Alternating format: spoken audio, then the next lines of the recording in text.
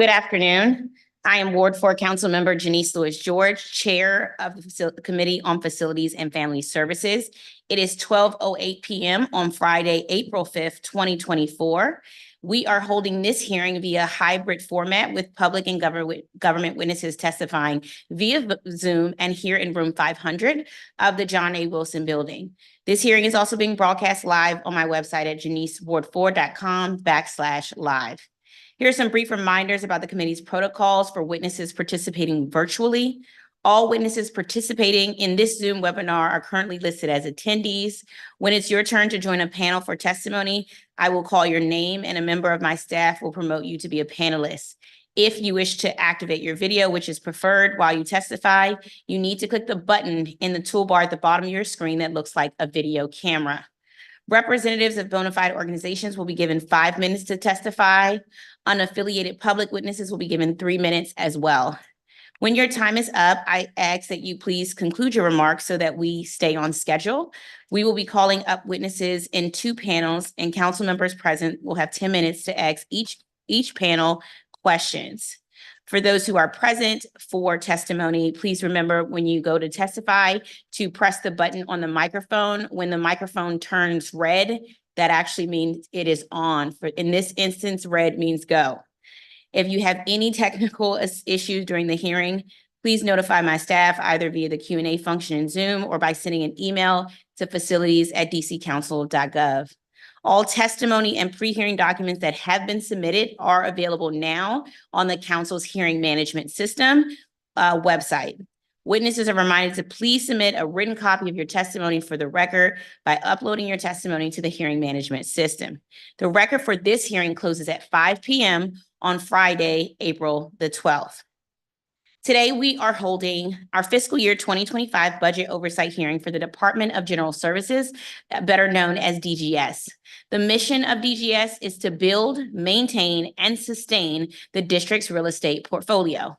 The mayor's proposed budget for DGS in fiscal year 2025 is $418 million, a $14.7 million or 3.4% reduction from their approved fiscal year 2024 budget of $432.4 million. The proposed budget includes a 3% cut in operating budget FTEs from 600 in 2022 to 603, and a 37.6% increase to their capital budget from $30.5 million to $41.9 million. DGS splits itself into 7 main divisions: agency management, capital construction services, contracts and procurement, facilities management, portfolio management, protective services, and sustainability and energy.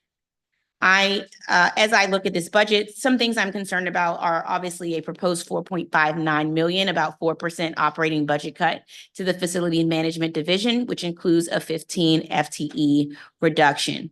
Last year in fiscal year 2024, this committee was proud to increase this budget 5% over approved fiscal year 23 levels to $151 million. This division serves DGS's most visible role, maintaining our schools, our parks, our police stations, our firehouses, and other public buildings. I raised this with the mayor on Wednesday, and I'll dig into it further with Director Hunter on Monday. We are making progress to reduce DGS work order backlog, and I believe facilities maintenance is a core service that must be prioritized. We've made strong progress with preventative maintenance, and we must continue to do this work. We've done facility readiness tours to be able to verify that work orders are being completed. We've been able to make sure the systems are working efficiently, that Salesforce access is happening, and we've seen overall strides. We've added 311 capabilities for our services for residents to enter their own work orders, especially as it relates to our Department of Parks and Recreation centers. With all of this progress that we've made, we want to make sure that we don't go backwards and we continue to move forward under Director Hunter's leadership and in partnership with our client agencies. Next, we'll review the remainder of the proposed enhancements and reductions to DGS budget, which include enhancements and reductions to our utilities, energy costs, and reduction in FTEs across multiple programs. I'll want to know more about a $3.8 million enhancement for DGS Protective Services Division for citywide security services and a one-time increase of $1.6 million for citywide snow removal services. I'm pleased to see that we're seeing a $26 million reduction in local energy costs due to the usage of renewable energy. DGS is also the district's energy manager, and we've got to do more work here. On the capital budget side, although DGS is the district's capital construction expert, they have relatively few projects that are distinctively theirs to manage on their own. The fiscal year 25 to 29 capital improvement plan has three main projects for DGS that don't sit with another client agency. Those include the DC General Campus renovations, the Marion S. Berry Building, aka known as 441 4th Street, and the John A. Wilson Building where we are today. I know we have two witnesses on the list to testify later today about Eastern Market, which used to be a distinct capital project, and that's something we'll dig into later with the Eastern Market Community Advisory Group.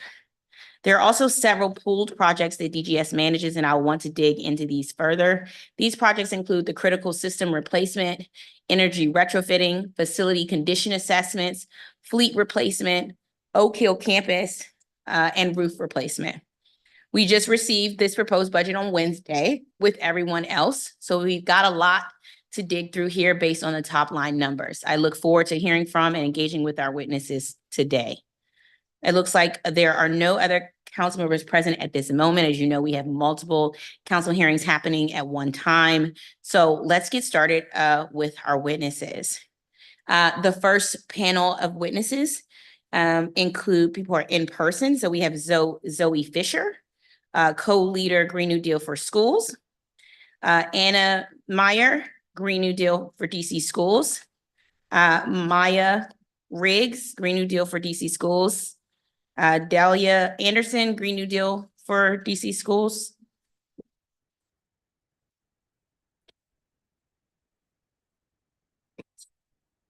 And if I got your name wrong, correct me on the record. And I apologize in advance. Please charge it not to my heart. Great. So good afternoon. We will get started with Zoe Fisher. Great. Thank you. Good afternoon. I'm Zoe Fisher, and I'm a student at School Without Walls High School and a co-leader of the citywide Green New Deal for Schools initiative. The Green New Deal for Schools is a resolution that we wrote to make DC public schools a better environment for students and for the planet. It has 5 main demands: comprehensive climate curricula, pathways to green jobs, free and healthy lunches, climate disaster plans, and green infrastructure. In January, the DC State Board of Education passed our resolution unanimously, and in February, students from all 8 wards testified at Chairman Mendelson's Committee of the Whole oversight hearing. Since then, our Green New Deal for Schools has garnered support from over 500 students, teachers, and community members from all 8 wards. Also, multiple ANCs have passed our resolution in the last few weeks. We've spoken to council members and/or staff from 12 council offices and representatives from the SBOE, DOEE, DME, OSSI, DGS, and from other agencies. In these meetings, we learned about the state of sustainability in our schools and what we can do to improve it. And in February, we compiled a report that outlines our research and the specific asks of the council and their agencies. And we have shared this report with you in the hearing record. We are here today to talk to you about 2 of our demands of the Green New Deal for Schools: green infrastructure and climate disaster plans.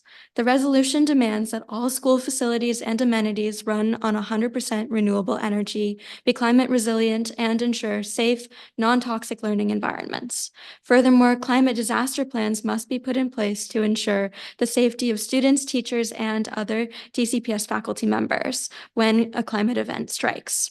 These plans must be kept in mind as schools are modernized to ensure the building's reliability and safety when climate disasters inevitably come. We understand that the Department of General Services can enact most aspects of these demands, particularly regarding the state of school buildings. And my peers will soon outline what issues we see in buildings and what exactly we would like to see changed. I spent much of my childhood in California and saw the impacts of climate disasters firsthand. Since moving to DC, I have seen with my own eyes the way that the climate has changed around us as disasters get closer and closer. In DC, we are lucky. We have the opportunity to take action and keep students safe before it is too late. Therefore, it is imperative that our demands are implemented as soon as possible. And we care deeply about this issue. As youth, many of us have felt helpless all our lives in the face of the climate crisis, but we have found that this is one way to make a real difference, and we need your help. Will you join us in making DC Public Schools a safe and climate-friendly place for students in years to come? I hope my peers can convince you, and thank you for your time. Thank you. Next, we will hear from Anna. Hello. Good afternoon, council members. My name is Theodore Morris, and I will be speaking today in Anna's place. As a sophomore at School Without Walls, I'm here to testify in support of the Green New Deal for schools, specifically regarding the state of water fountains, HVAC systems, and recycling practices in my school. Having attended DC public schools for several years, I've seen many examples of school buildings not functioning in ways that are safe for students or the planet. One example of this is the water fountains at School Without Walls. Ever since I was a freshman, there's been a constant flashing red light on our water fountains, indicating an expired filter.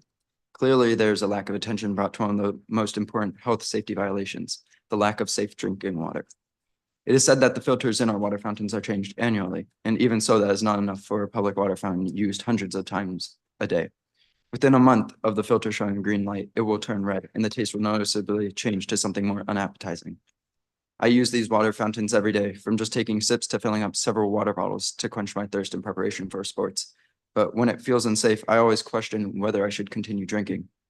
On top of this, the overheating on the top levels of the school, coupled with frigid temperatures in the lowest levels, makes for an uncomfortable school day.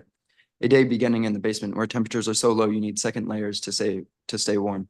Then as you go to the third floor, you see teachers opening windows to get some sort of relief from the warm wafts of air emerging from the floors below. It is of major importance that the schools get proper funding to further the improvement of our HVAC systems, as without them, the focus in class goes from learning to trying to stay warm or cool. These systems were updated relatively recently and yet stopped working not long after their installation. Moreover, School Without Walls simply does not recycle. The community knows this and refills our recycling bins with miscellaneous garbage. The extent to which some teachers have gone to not waste paper for single use is evident. A few, such as the math teacher, who have resorted to the placement of moderately used paper into piles so that it may be used as scratch paper for other students and educators. This is due to the lack of proper recycling systems, as they know paper will be thrown out anyway. Every day I see bins, whether it is recycling or trash, filled with boxes and paper, but also food waste and liquids, effectively making it impossible to recycle any of it. Will you join us in implementing green infrastructure and supporting the Green New Deal for schools? This will allow us to improve our water infrastructure, implement superior HVAC systems, and grant the ability to introduce a true recycling network. Please aid us in this fight for a better future. Thank you. Thank you. Next, we will hear from Maya Riggs. Hi there, my name is Sophia Bowie and I'm speaking in Maya's place today. Okay. I am a junior at School Without Walls High School and a Ward 4 resident. I am here in support of the Green New Deal for schools, specifically regarding infrastructure. Having been in the DCPS school system since the age of 4, I've experienced my fair share of infrastructure issues. Most recently, my high school has faced major problems with our AC and HVAC systems. This issue was summarized best during my PSAT testing freshman year. Despite the obvious importance of such testing, I found myself completely unable to concentrate for nearly 3.5 hours. The basement classroom in which I took the test failed to meet basic standards of room temperature, becoming unfairly stuffy and distracting while test taking. The temperature alone would not have been a big deal if it weren't for the fact that my proctor, an older gentleman who retired only a year later, was so affected by the temperature that he completely sweat through his white polo, and an entire class of freshmen was scarred for life. Our issues with school temperature and conditions are annoying, yes, but not unlivable. However, the climate crisis poses an even greater threat. Year after year, our school infrastructure worsens, failing to catch up with the growing heat and cold waves. The wildfire smoke that we experienced last year will become more and more common. Instead of temporarily moving indoors, I worry that the outdoors will be permanently off limits. That is why preventative infrastructure matters. because conditions will only get worse and we need to take steps to mitigate and prevent disasters. Thank you. Thank you. What do we have next? Good afternoon. My name is Dahlia Anderson, and I'm testifying as a student from School Without Walls in support of the Green New Deal for schools.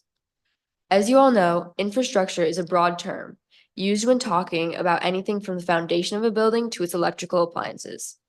However, no matter what you were referring to, there's always one thing that remains vital to the infrastructure of a building: maintenance.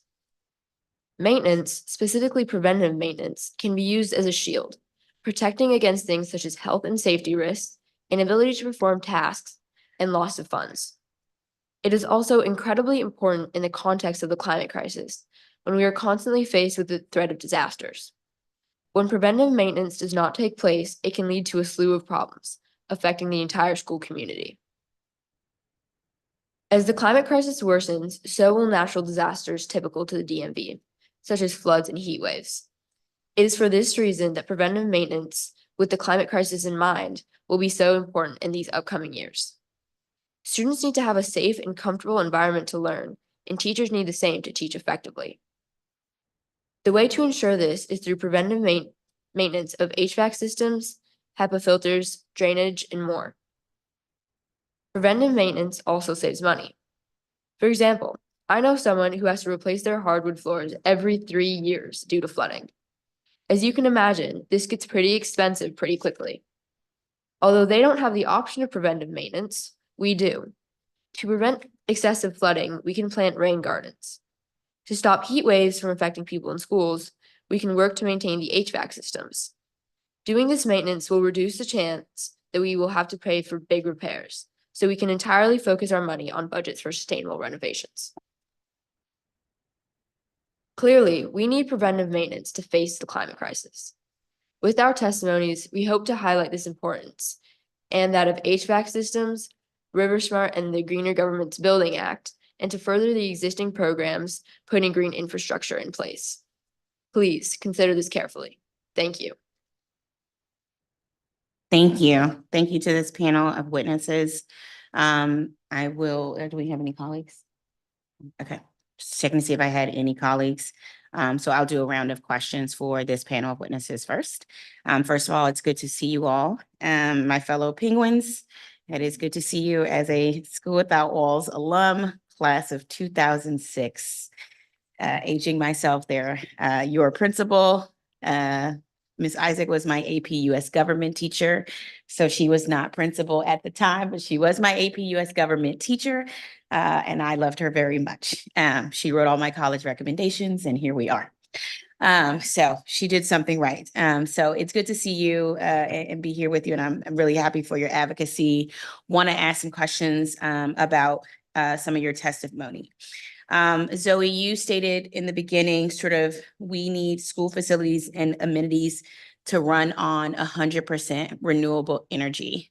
What does that look like for our schools to run on 100% renewable energy? Yeah, so we've noticed that, you'll hear about it a little bit more in future testimony today, but a lot of our school buildings run off of fossil fuels and gas powered furnaces, and there's risk of leaking, and then methane will be released into the atmosphere. And I know last year our school we feared that we had a gas leak because there were some classrooms in the basement that really reeked of gas. It turned out that it was something else and that the gas was coming from outside the school, but still, that is an example of renewable energy would completely mitigate that issue. But the type of renewable energy that we were thinking of is installing solar panels.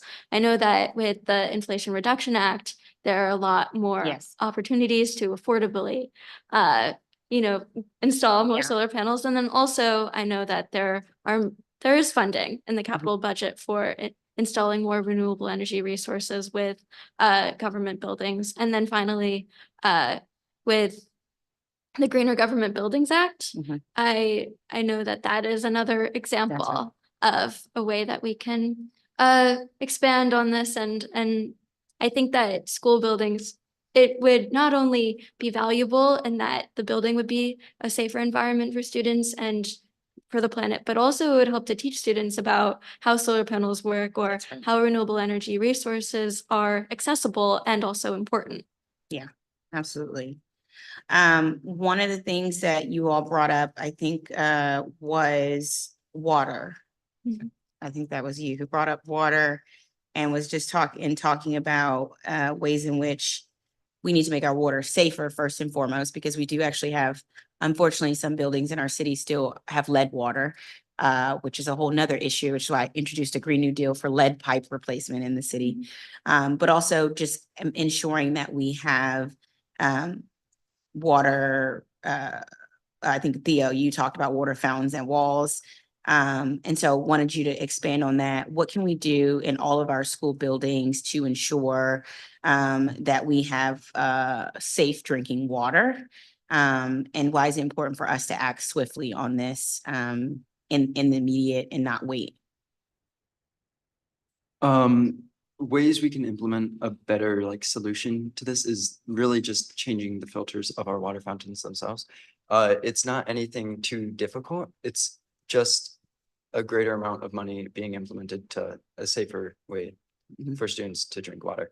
On top of this, there's not really, it should be happening sooner as more students, as temperatures rise, That's right. more students need to drink water, they need to stay hydrated. And additionally, as temperatures rise, there's more chances of infections within our water supplies. And that could increase danger from That's right. common water sources. Absolutely.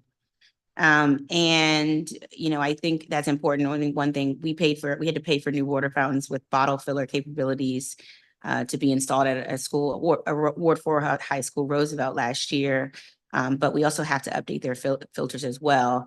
I think one of those things, though, having the bottle filler capabilities being installed at schools helps with what you were testifying about regarding sort of the recycling issue as well. When you mention people not recycling, do you know if that's because there aren't proper sort of recycling bins and dumpsters at the building, or is it just bad habits of people mixing trash with recyclables, or is it sort of a combination of both? By my knowledge, it's a combination of both. Every day I go into school, there's several different colored bins around our lunch tables and everything.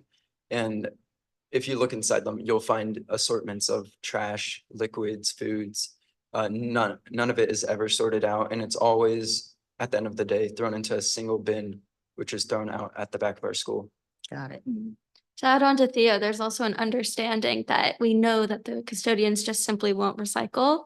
And so no one makes the effort to even try, even if they know what the specific guidelines are for what should go in each bin.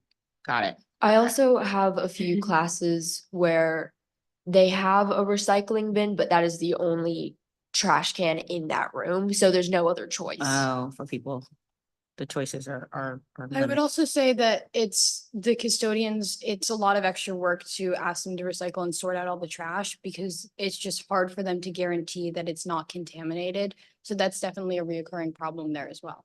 Got it. Okay. Yeah, I agree. I think one of the reasons why we wanted to have the bottle filler capabilities at all of our schools was to even reduce the amount of these, which I have right now because I left mine in the car. My bottle refiller in the car. Do not lead by this example. But the point is to reduce the amount that people are using and do some of that, have some of those capabilities. I appreciate your mention of preventative maintenance. That's been a focus of Director Hunter and mine as well. And I agree it makes a big difference, especially in making sure our equipment lasts for its full useful life.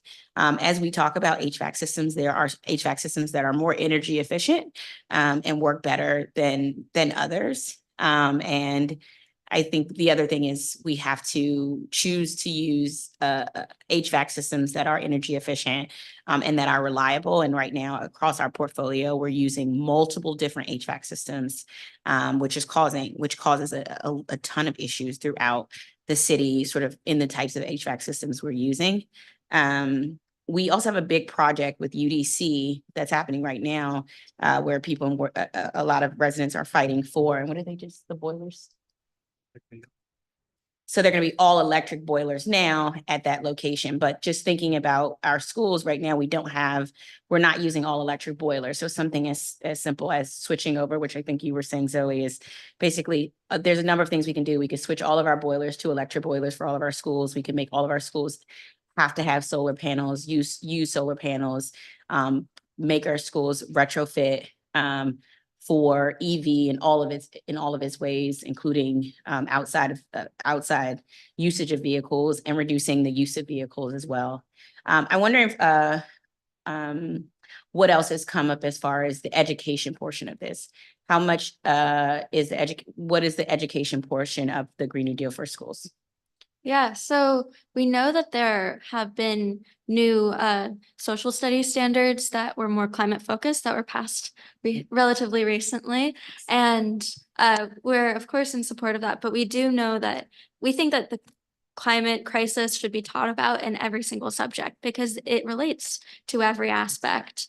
And also, I know that for myself, learning about the climate crisis in school was really what put me on this path of trying to figure out a way to help stop it and a way to get involved and learn more about it. And I think that being in the classroom could be the number one opportunity to expand students' knowledge about what is going on, and whether or not it's something that they'll end up being passionate about. I think that it's something that should be a jumping off point. And in terms of what curricula is already in the process, we've been going step by step with implementing the resolution, and Yeah. since we can't do everything at once, but we know that working with OSSI and with the State Board of Education on creating more opportunities for teachers to get their hands on curriculum that Yeah. would teach about the climate crisis, and we'll hopefully be working And on at what that soon. grade level do you think we can start that work? Yeah, well, we know that it's in the process for sixth graders at the Okay. moment.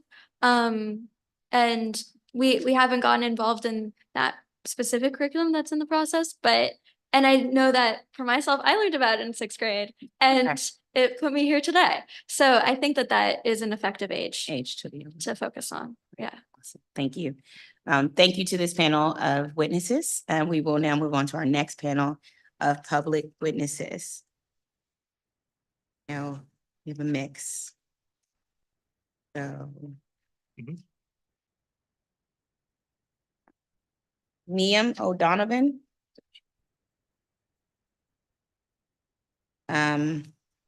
Maya Riggs. Reb Spring. And Sonia Tawani. Great. Awesome. Liam, we're going to start with you. That's okay. Great. Hello, Councilmember Lewis George. My name is Neve O'Donovan. I am a student at School Without Walls High School. Like my peers, I am here today to ask for infrastructure improvements within DCPS schools that make our building more sustainable and prepared for climate disasters.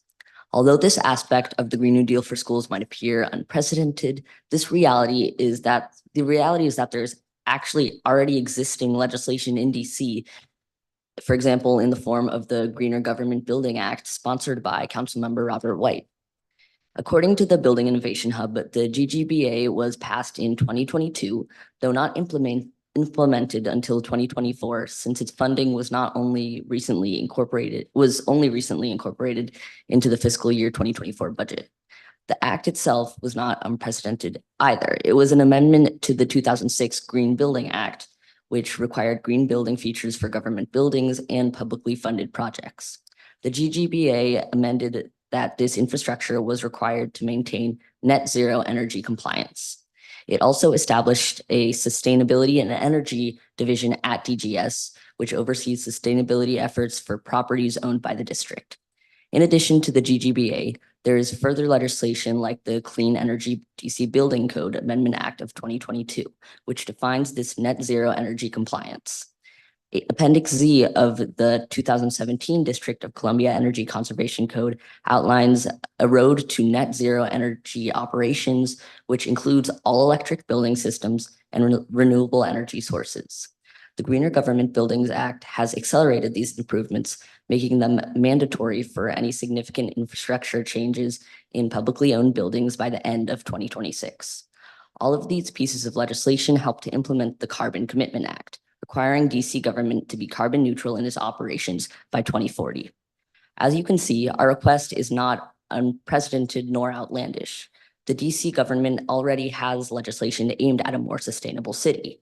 We are simply requesting that this legislation is extended to DC schools so that any school renovations or infrastructure updates are carried out with sustainability as a priority.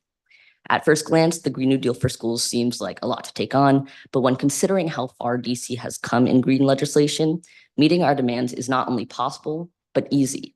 I sincerely hope that you consider supporting our initiative and implementing the infrastructure and legislative changes that we discussed today. Thank you for your time. Thank you. Maya Briggs. Good afternoon, Councilmember Lewis George. I apologize for our little name switch. Okay. My name is Maya Riggs, and I am a student at School Without Walls, as well as a member of the Sunrise Hub. Over the past 8 months, we have been fighting for a Green New Deal for schools for DCPS, and among our demands, we are here today to prioritize the need for green infrastructure in DC schools, which falls largely under DGS's responsibility. One huge issue with infrastructure, as mentioned by Theo earlier, in DC schools has been consistent access to clean water. Many schools today do not have access to working filtered water fountains, undermining student and faculty hydration. At Anacostia High School in Ward 8, the last working water fountain has recently broke, meaning students have no way of obtaining drinking water. This is not only unfair and inequitable, it is also a health risk.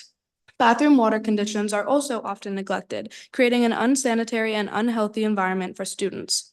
It is absolutely crucial that laws are passed to clarify the expectations for working water facilities. The responsibility for the upkeep of that fundamental infrastructure must be placed on DGS, and they must abide by standards for functionality. Inspection and assessment of structural components within water systems must be taken to determine the extent of their repair. Access to water is just one facet of sustainable infrastructure, but as a whole, we need to work towards building a network of initiatives across the district to integrate sustainability into our school system. There are already a number of small programs that have been created to increase student awareness and ability to interact with their environments, yet these programs are not widespread enough. One example of this is the River Smart program, which was created by the DOEE about 10 years ago. At the start of the program, the main focus was on gardening and getting kids outside, but after receiving funding from the EPA to come in and do a stormwater lab, the new goal was to adapt the program to have more of a stormwater focus on the schoolyard, but also have outdoor learning labs for students, and be intentional in designing it in a way that students would have access to rain gardens instead of just looking at them from afar. RiverSmart is a voluntary project, so they are simply looking for schools that want to implement it. The program includes not only infrastructure, but also professional development, trips to the river with an educational grant, and other opportunities to take students outside and integrate them with nature. In the first few years, they've had about 30 to 35 school applications, though COVID has lessened interest significantly. The DGS Master Facilities Plan has promised something similar, but it has not yet been implemented, leaving many schools without direction. Oftentimes, teachers come back from break and are not aware of the construction that has occurred. There is a huge disconnect between green infrastructure installations and the schools and staff, which is something that needs to be fixed in order to set up sustainable systems. The Green New Deal for schools is an opportunity to bring up issues that have been neglected in a new light. RiverSmart is a great example of a successful program that is not reaching as many schools as it could. DCPS would benefit across the board from implementation of RiverSmart and other programs in a multitude of schools. It is absolutely imperative that DGS work with DCPS and OSSI to enact structural change to infrastructure and pass legislation creating a sustainable and consistent framework across the district. Thank you for your time. Thank you so much for your testimony. Rep Spring. Hi, my name is Reb Spring, and I'm a senior at Duke Ellington School of the Arts and a resident of Ward 4. As a young person, I'm very concerned about the major threat of climate change and heat waves and hurricanes that are unlike anything the Earth has ever seen.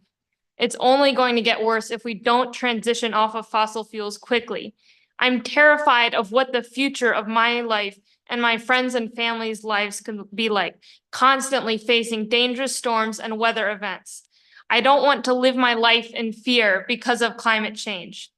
That's why I'm here, calling for you to support the transition off of fossil fuels, especially gas. Gas is a major emitter of carbon dioxide and methane, which causes climate change. Gas is also a huge threat to our health and safety. Did you know that in DC, hazardous gas leaks have increased from almost 700 in 2014 to over 1,000 hazardous gas leaks today? This is a huge concern for the health and safety of everyone in DC, but especially children. DC has one of the highest asthma rates in the country, and many children in DC suffer from asthma. One major cause of asthma is gas emissions. Every day, kids are breathing in the gas emitted by gas furnaces and gas pipes leaking in their homes, schools, and neighborhoods, leading to increased asthma and higher risk of developing cancer. Gas also poses a major threat to safety. 2 months ago, a major gas leak in Southeast DC caused a huge explosion that injured someone and destroyed a store and a daycare. The 16 children at the daycare were barely evacuated in time before the gas leak.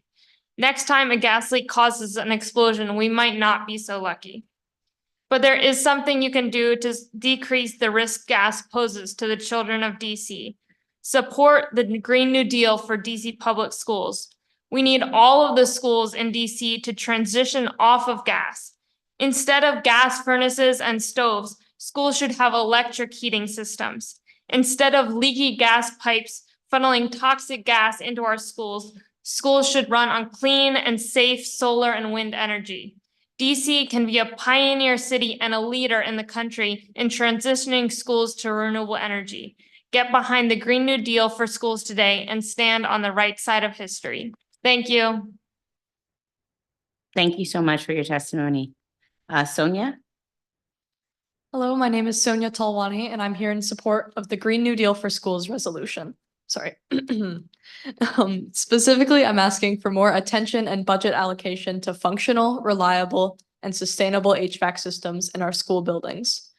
In my 3 years as a student at the School Without Walls, poor heating and cooling systems have consistently made for an uncomfortable and distracting learning environment.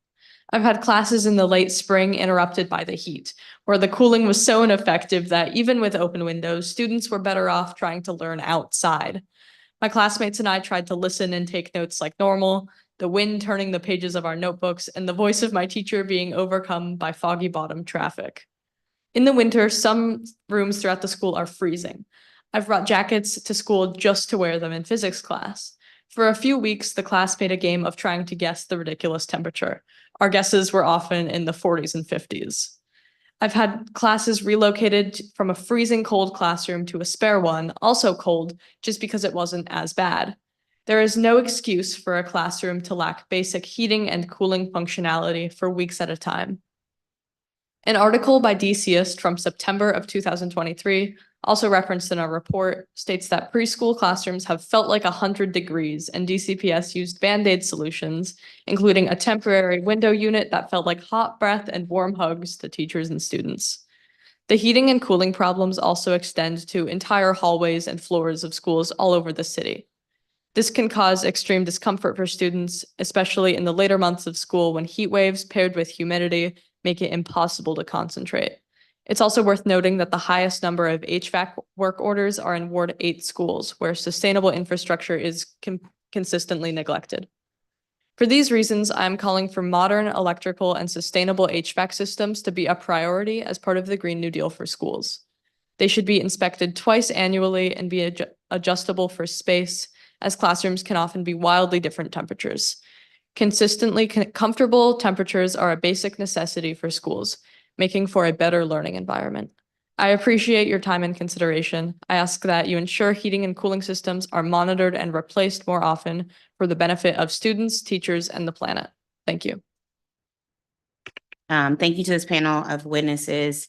Want to start with some questions. A lot of you have talked about having a plan for climate disasters and instances, like today, where there was an earthquake in New York, New Jersey, and Delaware.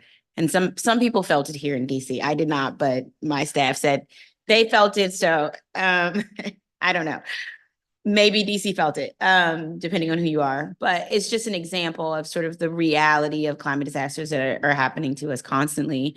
What would a sort of would a climate disaster plan look like for us as a district? What should we be considering as we put those together, not only for our schools, but for our community as a whole?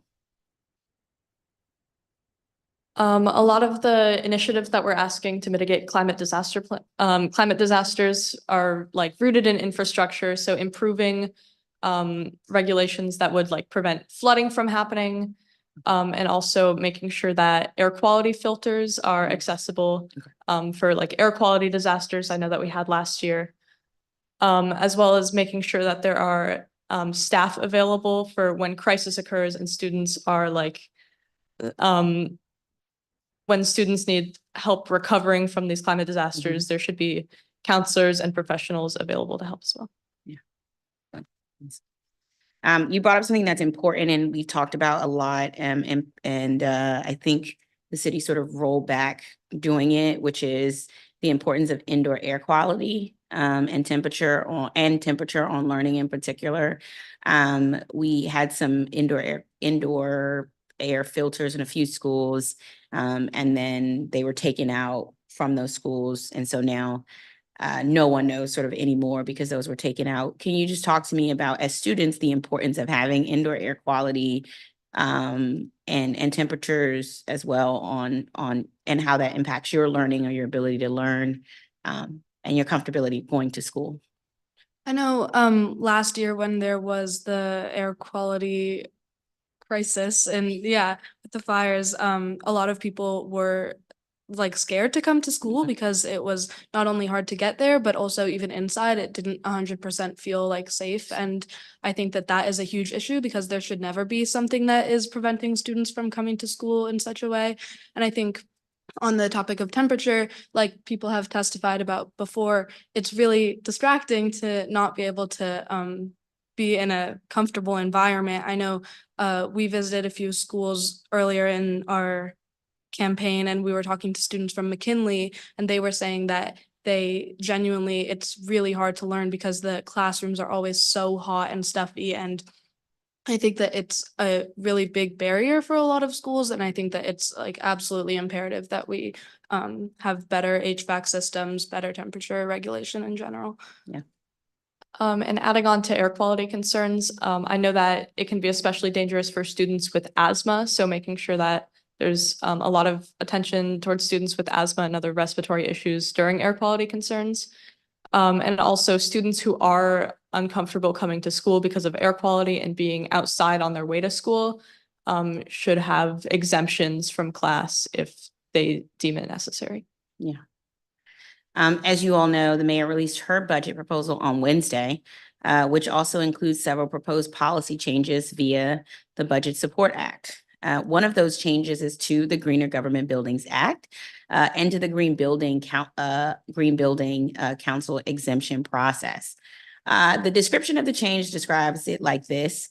It establishes that a government project shall be deemed to have satisfied requirements for an exemption if it is not technically feasible to build the project to net zero energy compliance due to programmatic requirements of the building, space constraints of the property site, condition of the existing building, incompatibility with recommendations from a list of district boards, requirements of the district electric distribution company, or requirements of other statutes or building regulations. Do you have any recommendations for the council as we consider whether to continue this policy proposal or whether we stick to the policy that we have put in place? When you say the policy that you have put in place, you're talking about the Greener Government Buildings That's Act? right. We put forward the Greener Government Mhm. Building. So we don't support any scaling back on the Greener Government Buildings Act, especially because we are barely getting to the district's goal of being carbon neutral by, I think I said 2040, like Mhm. in all government operations. And so, I mean, our recommendation is to stick with the Greener Government Buildings Act, like, yeah. Thank you. You've heard it from the students. Just want to say thank you very much. Some of the pushback we get oftentimes is sort of making buildings greener means it's going to cost more. What is your response to balancing sort of what it'll cost for these buildings to make these changes versus what it will cost us as a community if we don't make the changes? I mean, I think this is a classic case of like being more expensive in the short term, but in the long term, like having massive savings. And especially with climate disasters like knocking at our door soon without like sustainable infrastructure, like we're going to be paying for a lot more than like, you know, repair like good HVAC systems. So I think actually you guys take it away. I also think like we'll have to change eventually anyway. So like, I think the sooner the better, and that will prevent more climate disaster effects that we'll face and be better for the safety overall. I also think that I mean, money is always an issue and it's always something that people have to take into account, but it's so important that education is prioritized because like we are the young people and we are the people that are going to be taking over in 10, 20 years. So I No, think you can like, take over now. if you no, wish. but I mean, actually, yeah. And a lot of us were here yesterday actually testifying against the budget cuts that were passed in Mayor Bowser's recent budget and how important it is that schools are prioritized above all else. And I think especially when it comes to climate related things, like it is so imperative that we are prioritizing having greener buildings and having all of these things that we're demanding for, because they're in the long run, it is going to hurt us so much more if we don't. Yeah. Reb, you also talked about gas leaks, which is important, and we are having issues. I think every ward has been experiencing issues with gas leaks. I'm curious to get your opinion on this. Well, while you're here, I get you on record to say some of the things. So we're dealing with an issue regarding, I don't know if you heard of project pipes. Okay, great, you're aware. And the city, whether the city is going to spend money on replacing gas pipes, because many of our pipes need to be repaired. So the city is going through the phase of the project, which we're repairing gas pipes, but there's now a third phase of that which would be replacing all of our gas pipes.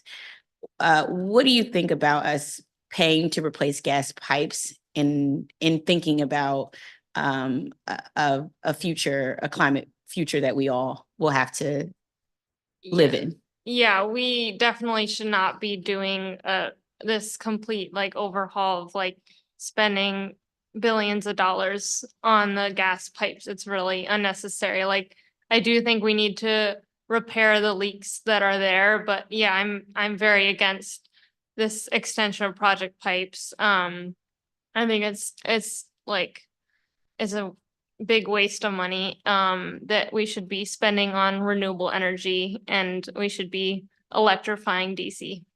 Great. The student said it and I didn't say it. Thank you. I appreciate that. As we talk about, you all listed some really great things that we could be doing. It was like an infrastructure list. I forget who had the list. It was really good. I want to say it was your list of just what changes we should be making to infrastructure in the school. So I just wanted to go through it, a few things. So we talked about electric boilers, solar panels. There was two other things. What were they? Was something. I have it. HVAC system. Yes. And what was the water one? And access to clean water and filters. Those are like 4 things we could just do, sort of make sure all schools have those. We have all of the new schools, sort of new modernized schools, are moving towards this. So I don't know if have you had a chance to be at like Banneker and John Lewis and other schools? They've started to do this. All of the schools who've already been previously modernized, which includes School Without Walls, You guys had the modernized school, just want to say. I was in the old building. It was worse than it, just to say. But that means we would have to look as a district at our capital funds and make the necessary adjustments to our capital budget to go back and do all of our schools, not just those are being modernized in the future, but everybody who has already been modernized and those who are up for modernizations. Is looking at that, is that a capital investment we should be making? And why is it important that we make those capital investments? I definitely think it's a capital investment worth making. And I think, like, as we have talked about, there are so many benefits to having all of those infrastructure things be working properly. And honestly, I think that it's kind of ridiculous that not all of those things are working properly at schools already. Like even at School Without Walls, which, as you said, is modernized and is, like, comparatively to other schools, is a very, very nice place to be. Like, our water fountains have red filters, like we can't drink from them properly. So I think it is so worth it in so many aspects. I think HVAC and water and things like that are even just like health, like they should just be regulated like for health for students. And I think that renewable energy is one of those things where in the long run, it'll just have so many benefits. And I definitely think that it's worth making the investment. Thank you. All right, thank you to this panel. Who's our next panel? Where? Let me see. I'll scroll. Okay, Dorothy Kramer, Anna Meyer. Is it Mayer or Meyer? I thought it was Mayer, like John Mayer, but I didn't want to. It makes more sense that it would be Mayer. Great. We're gonna have you all. Oh, great. We're gonna have you all finish off your panel. I'll let them do their panel, and then we'll move on to the next panel. I see Neil's there. Unless you want to be with the students, Neil. Let them do it. Okay, great. Awesome. Okay, great. Thank you. Dorothy, you may go. Good afternoon. My name is Dorothy Kremer, and I'm a junior at the Duke Ellington School of the Arts. I am here in support of the Green New Deal for Schools initiative to improve infrastructure in public schools. The infrastructure at DESA is fairly advanced and is meant to be environmentally friendly, but can still create issues that ultimately lead back to waste. A problem that has always been known about is with temperature and heating levels. In a few rooms in the school, particularly the chemistry room on the ground floor, the heating across the space is extremely unbalanced and difficult to manage. The external vents in the chemistry room aim directly at the thermostat on the wall, causing it to adjust to the outside temperature rather than to how it feels inside. During the summer, when it can reach upwards of 85 degrees, that air prompts the thermostat to significantly turn up the AC, wasting energy and also making the room out of sync with and measurably colder than the set temperature for the rest of the building. During seasonal changes with the arrival of autumn, fallen leaves tend to clog the sewage pipes in Georgetown. This issue is more often than not left unsolved, allowing a buildup of foliage and drainage issues which follow. When these leaves clog the drain, the water and sewage has no place to go. Additionally, that aforementioned outside vent air is suspected to be contaminated by that sewage, which builds up in clogged drains, sending a pungent odor into these rooms. It is not an option to open the windows and get regular fresh air either, because the windows have no screens and can let in bugs and rats they have in the past. By rerouting the drains to an area which does not surround the classroom, this issue could easily be solved. Another beneficial fix would be with implementing stronger HVAC systems that filter contaminated air and make it both safer and more comfortable to breathe in. This would have been highly valuable in mid-2023 when wildfire smoke in Eastern Canada traveled into the US and made it uncomfortable at best and dangerous at worst to spend much time outside. Though these problems may seem insignificant, they can still greatly impact the comfort level of both students and educators, leading to an ultimately less effective learning environment overall. With the Green New Deal for Schools, solutions to complications like these can hopefully be developed to benefit those in the public school system. Thank you. Thank you. Good afternoon. My name is Anna Mayer, and I am delighted to close out our Green New Deal for Schools testimonies. I'm a proud member of Ward 4 and a School Without Walls student, and I'm thrilled to finally meet you, Councilmember Lewis George. I hope that the testimonies of my peers have moved you to consider our demands and that you see the importance in making DCPS schools sustainable and safe. To recap, we recognize that there is much the district has done to support sustainable infrastructure and climate disaster plans in schools. We are in full support of the Healthy Schools Act, Greener Government Buildings Act, which should not be scaled back, and other climate-related legislation. We appreciate actions taken to heighten campus sustainability, such as the planned and actualized renovations of schools like Oyster Adams and Benjamin Banneker. We see how programs like River Smart and measures like preventative maintenance exist to enhance the safety, health, and education of DCPS students. That said, we must do more. If immediate action is not taken, this city will continue on a trajectory that will ensure it is not equipped to handle the impending climate crisis, protect school buildings, or ensure student safety. In the wake of various sagas surrounding the FY 2025 budget release, it has become increasingly clear that schools and sustainability will continue to be a contentious subject when it comes to funds and progress. In fact, some of these students, including myself, attended the COW hearing yesterday to speak on the slashes to school buying power. The issue of the Green New Deal for schools is a point of intersection of two highly debated issues: student experience and sustainability. The deal ensures both of these are protected. It is a way to prepare DCPS for the future with students in mind. Some of the demands of the Green New Deal for schools are not under the jurisdiction of this committee. However, sustainable infrastructure and climate disaster plans are two issues that directly concern your work. We need you to help us advocate for their implementation. We need you to help us ensure that this city is livable in the face of the climate crisis, and we need you to make schools safe, sustainable, and equitable. We hope to work with you and your committee, Councilmember Lewis George, in making our vision a reality. Thank you. Thank you so much for your testimony. You have my commitment to work with you to make sure we can make this happen. We have a number of pieces of the work that needs to be done in this committee, and as it relates to our schools, our capital projects, Greener Government Buildings Act. And as you know, that's where a lot of the contention lies. Sort of as we push forward the Greener Government Buildings Act, we get pushback from everyone saying, I can't do this, or this is too expensive, or we can't do this right now, or this is not feasible. And so even as I talked about, I'm going to tell the mayor that you all said that I should keep the policy change, not take this proposed policy change. And I'm just joking. I'm not going to throw you in that. But it's public record. But that this, we can't really, the more we sort of create all these exemptions, the more we take the goals that we're trying to have happen, and it just continues to happen over time. And so, you have my commitment there. You all mentioned Healthy Schools Act in that piece too. Why is the Healthy Schools Act important as well, to make sure we get that legislated as well?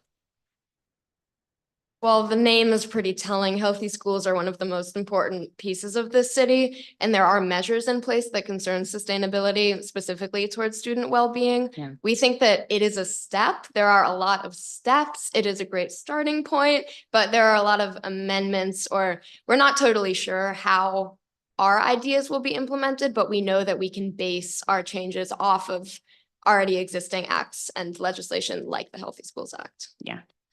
How can we create, one thing that's important to me is creating green jobs as a means to, as we look at creating more green infrastructure.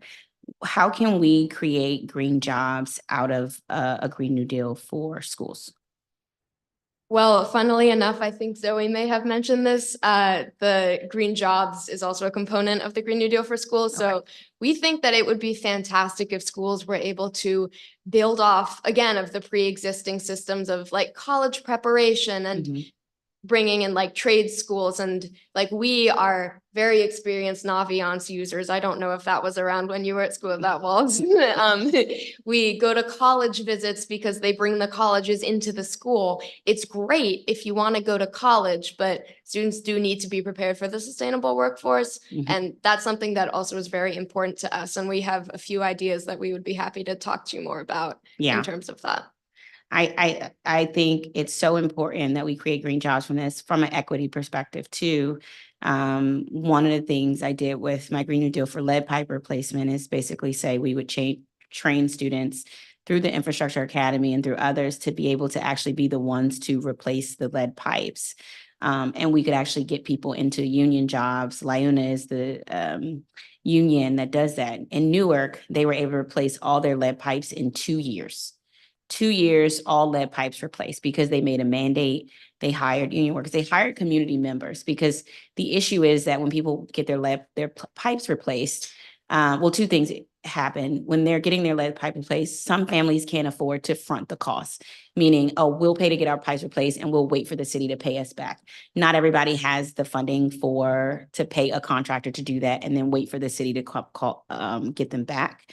And then two, the other issue is that coming into someone's community saying, I'm going to rip up your home and change pipes can be sort of very invasive and intrusive. But if you use people from their community to be the messenger versus others who may not be intact with their community and their culture, it makes a huge difference in getting people's buy-in to want to actually say, okay, this is something that's providing our community with jobs and supporting our community. And this is for us, our greater community to be better off.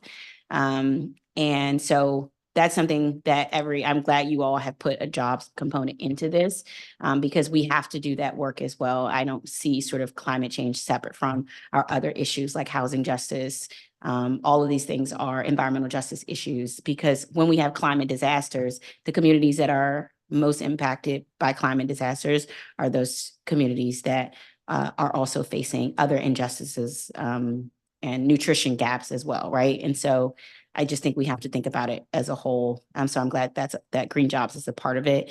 And I look forward to working with you all to figure out what other green jobs we can create through this venue of a Green New Deal for schools.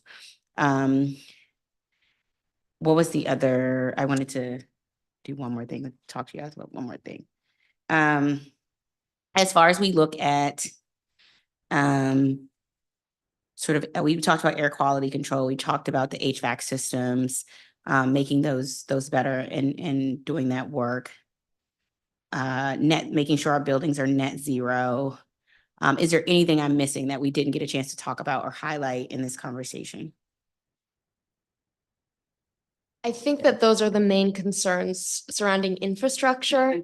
Of course, climate disaster plans is a faction of its own that also involves those other things. I think that those are the main right now. I'm sure that as we investigate more will come up. And as you pointed out, equity is a huge problem. We had an Anacostia student who is going to come today, but we've heard a lot about even though our bathrooms and our facilities are not good, theirs are even worse. So that also could be considered as a category of its own. That's right. That's right. It happens very often. I think just throughout the city, is that sometimes some communities are, able to organize and do a lot more, but because of capacity reasons, but it doesn't mean they don't care as deeply about it. So I appreciate you all raising sort of Anacostia and other schools from 7 and 8 and across the city and 5 as well, because that's something we have to be always conscious of as we look towards legislation and how it will impact. Okay, I think that is all the questions I have. Is there any last words on the Green New Deal for schools and how we can get started on it in this budget? We will definitely email you as soon as we leave this hearing room about how we can continue to work with you. Okay, great. Thank you so much for your testimony. Thank you. I appreciate you.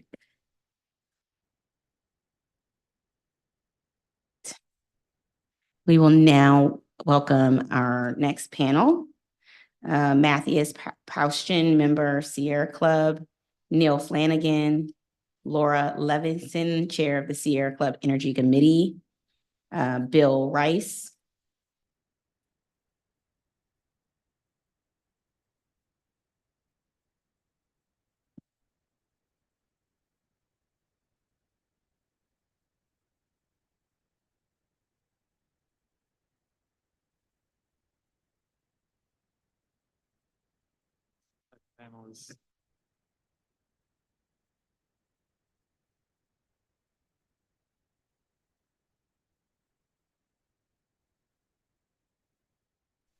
Matthias, good morning. Ooh, good afternoon. We made it. Good afternoon. Good afternoon. My name is Matthias Postian. I live in Ward 4. And I want to touch on 3 issues today. The first thing is that I'd like to continue to advocate for the Department of General Services to embrace energy savings performance contracts and for the council to help DGS in setting these contracts up. There may be some legal changes that are required, and there may be some nudging that's required. As I mentioned during the performance oversight hearing, and as you know, we have huge investment needs. We just heard from the students for needed investments in HVAC and other infrastructure in schools. Those are investments that come with costs, but they also save energy. And that will be a savings in the future. Currently, the district is not set up to connect these savings with the initial investments, and it doesn't actually seek out to make these investments. And the district should engage with third-party companies that finance these activities, invest in energy efficiency improvements, solar on the roofs, swapping out fossil fuel boiling burners, and then financing that by having the company get a share of the energy savings, and that can help facilitate these investments. But that's not going to happen unless there is a real push, and a council may need to make some legal changes. So that's the first message that I have for you. The second message is that, as you pointed out, the Budget Support Act contains a couple of fairly disturbing provisions from the mayor in this budget, rolling back the Green Government Buildings Act and making unwarranted changes to the building energy performance standards. We think those changes have nothing to do with this budget and should be strucken from the Budget Support Act entirely, and then they can be taken up if need be in regular legislative session. The thing that I really want to talk about today is the transfer of money from the Sustainable Energy Trust Fund for compliance payments with renewable portfolio standards of the district government's electricity purchases that is in this budget. So as you know, the mayor is basically taking around, I think, $25 million on average over this financial plan from the Sustainable Energy Trust Fund and putting it into seemingly DGS's budget. So I first want to point out that the money that the SETF is getting is money that's coming disproportionately from low and middle income folks, because that's money that's levied on utility bills, and low and middle income folks pay a much higher share of their income towards those energy bills. And so this is funded basically on the back of low and middle income ratepayers, and that was intended for the most part, or for some part, to help fund the Breathe Easy program that make sure that the money goes back towards those groups in our community. And that's now not happening. The money is going to DGS, seemingly to pay electricity bills. But I want to point out 2 things.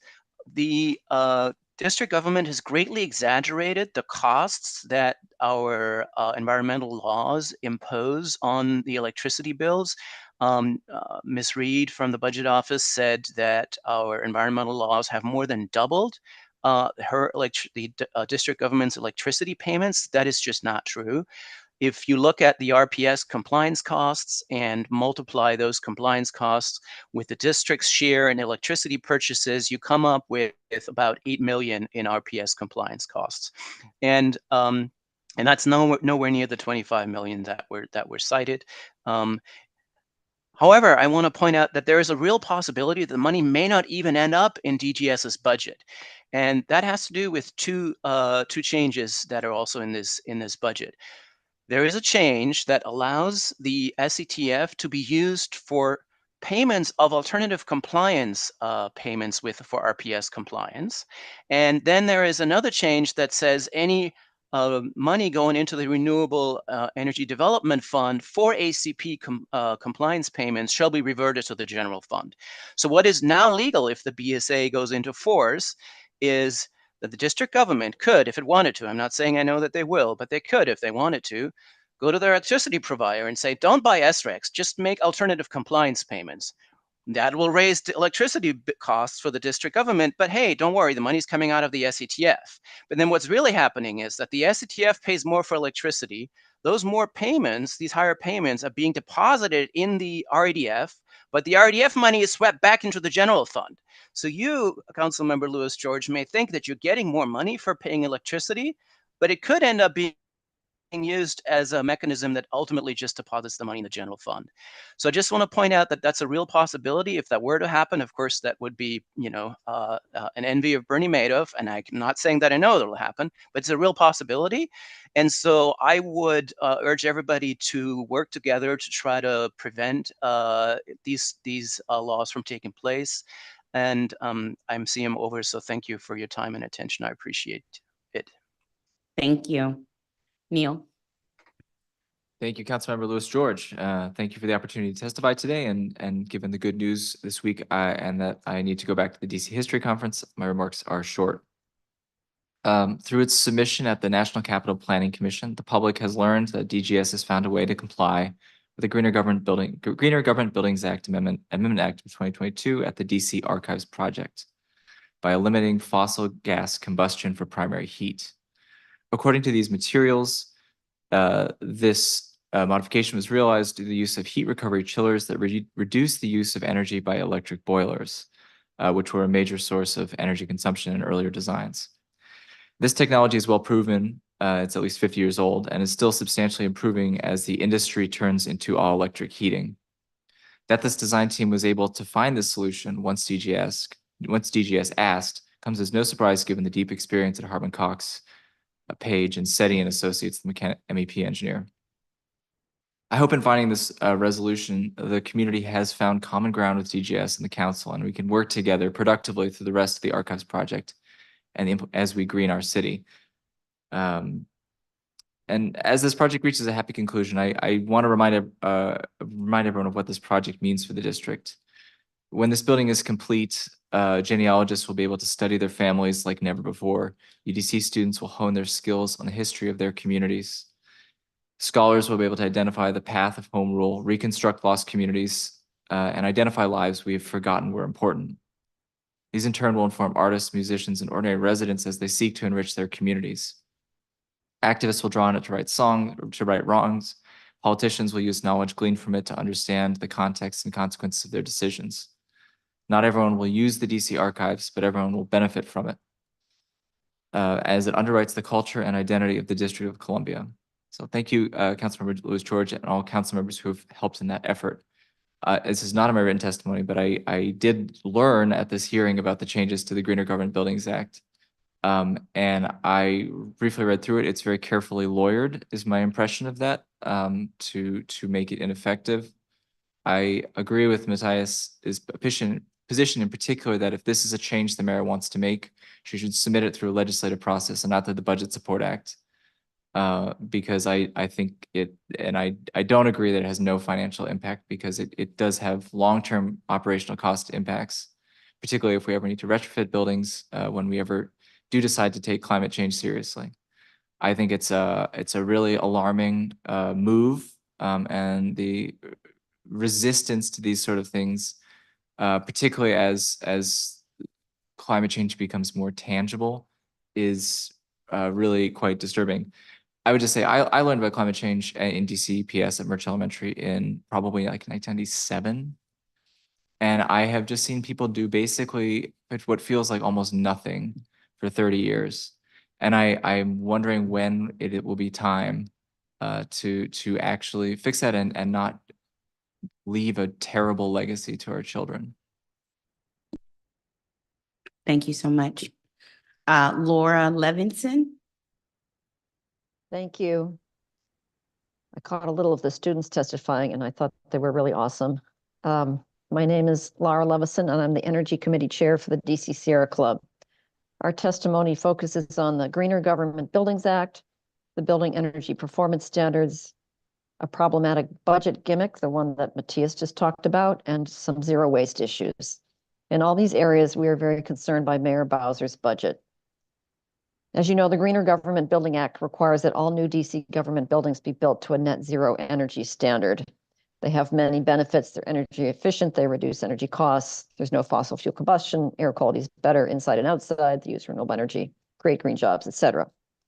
The Sierra Club strongly opposes the mayor's proposal to eviscerate the Greener Government Buildings Act by way of the, quote, Greener Government Buildings Amendment Act of 2024 that's included in her FY25 budget.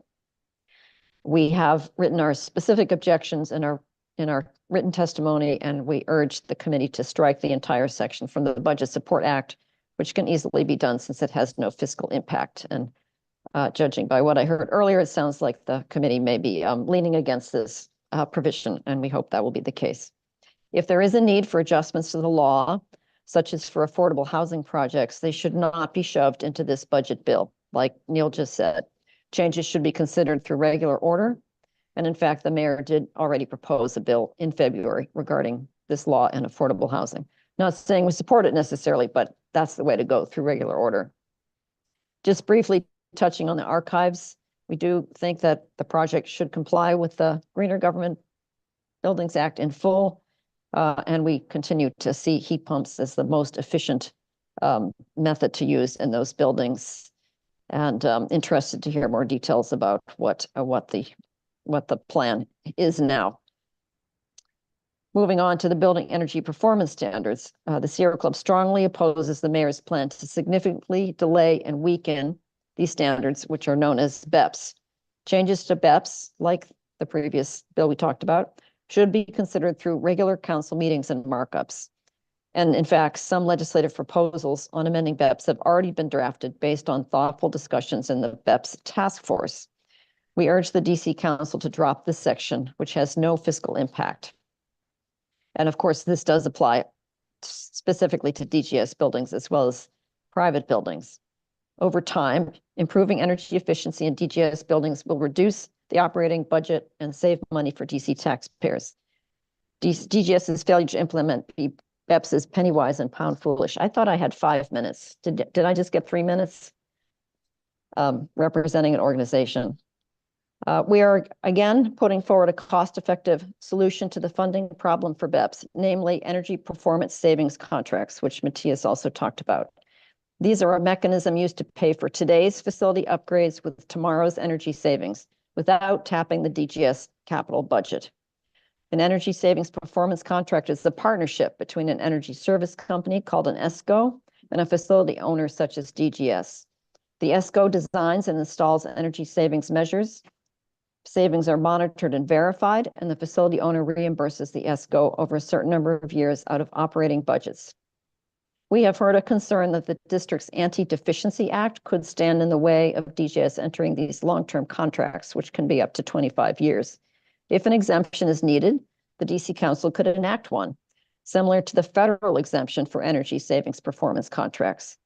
We ask the committee to consider adding such an exemption to this year's budget legislation. Turning to the budget gimmick that Matthias talked about, it's a very concerning maneuver. It would require several interlinking actions that could result in reduced resources in the Renewable Energy Development Fund, undercutting the Solar for All program, among other programs. It could also place downward pressure on the value of solar renewable energy credits in the district. It really seems to be a gimmick that artificially inflates funding in the DC budget and siphons money away from the Renewable Energy Development Fund to the general fund for years to come.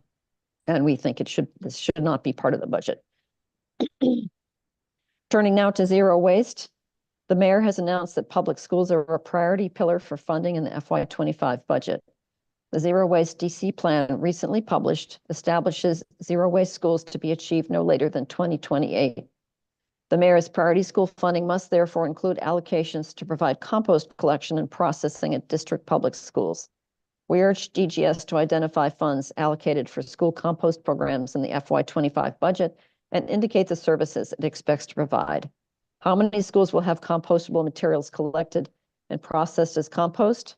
How many tons of compostable materials are are projected to be diverted from landfills and incinerators. And I'm going to just add on a personal note that it was pointed out to me recently that collecting compost, separating compost, keeping it secure can really help with our rat problem in DC. So that's another really good reason to move to composting problems. We understand that the public housing trash collection contract is up for renewal this month. In the past, these contracts have been issued either by the DC Housing Authority or DGS. Either way, we support ensuring that residents of public housing benefit from recycling services. This is a matter of equity.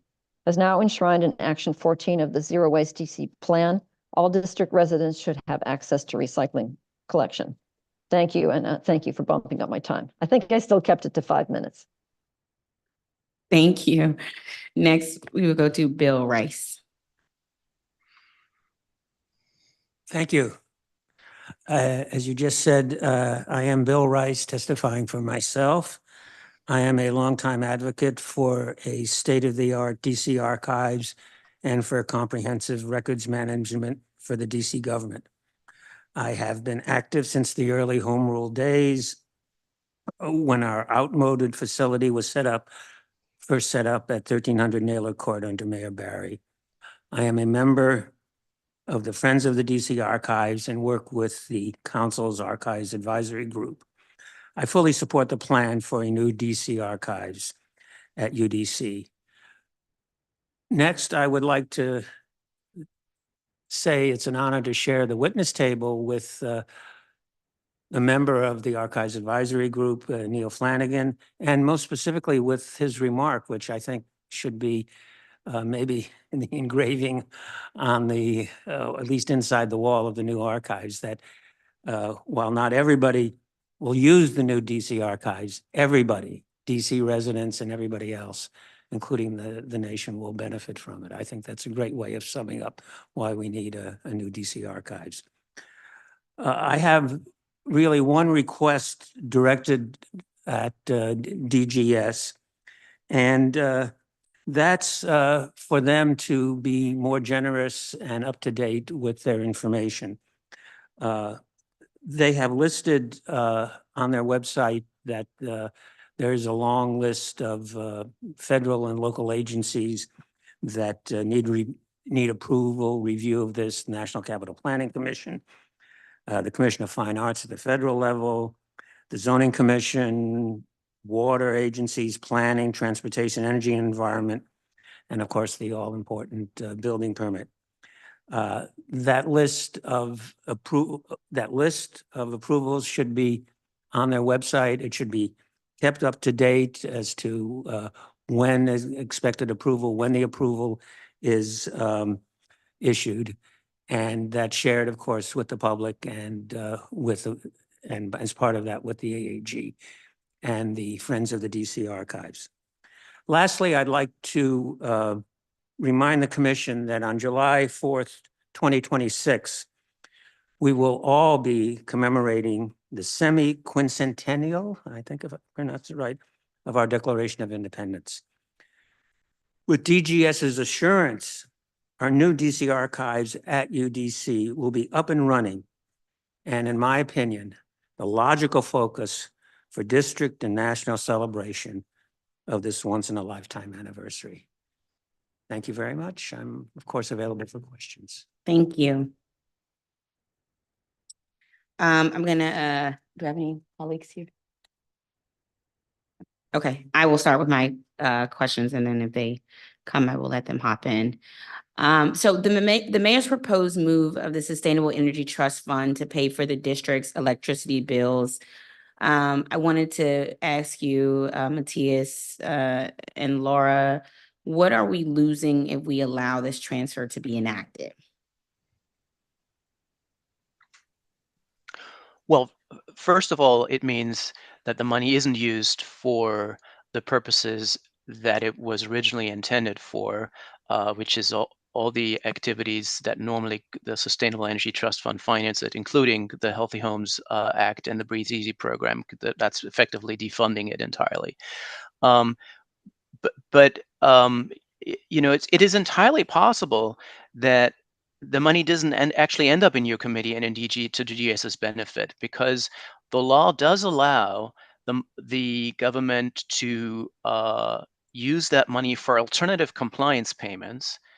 And so it's entirely possible that they're going to contract with their electricity provider to purchase electricity plus the alternative compliance payments charges.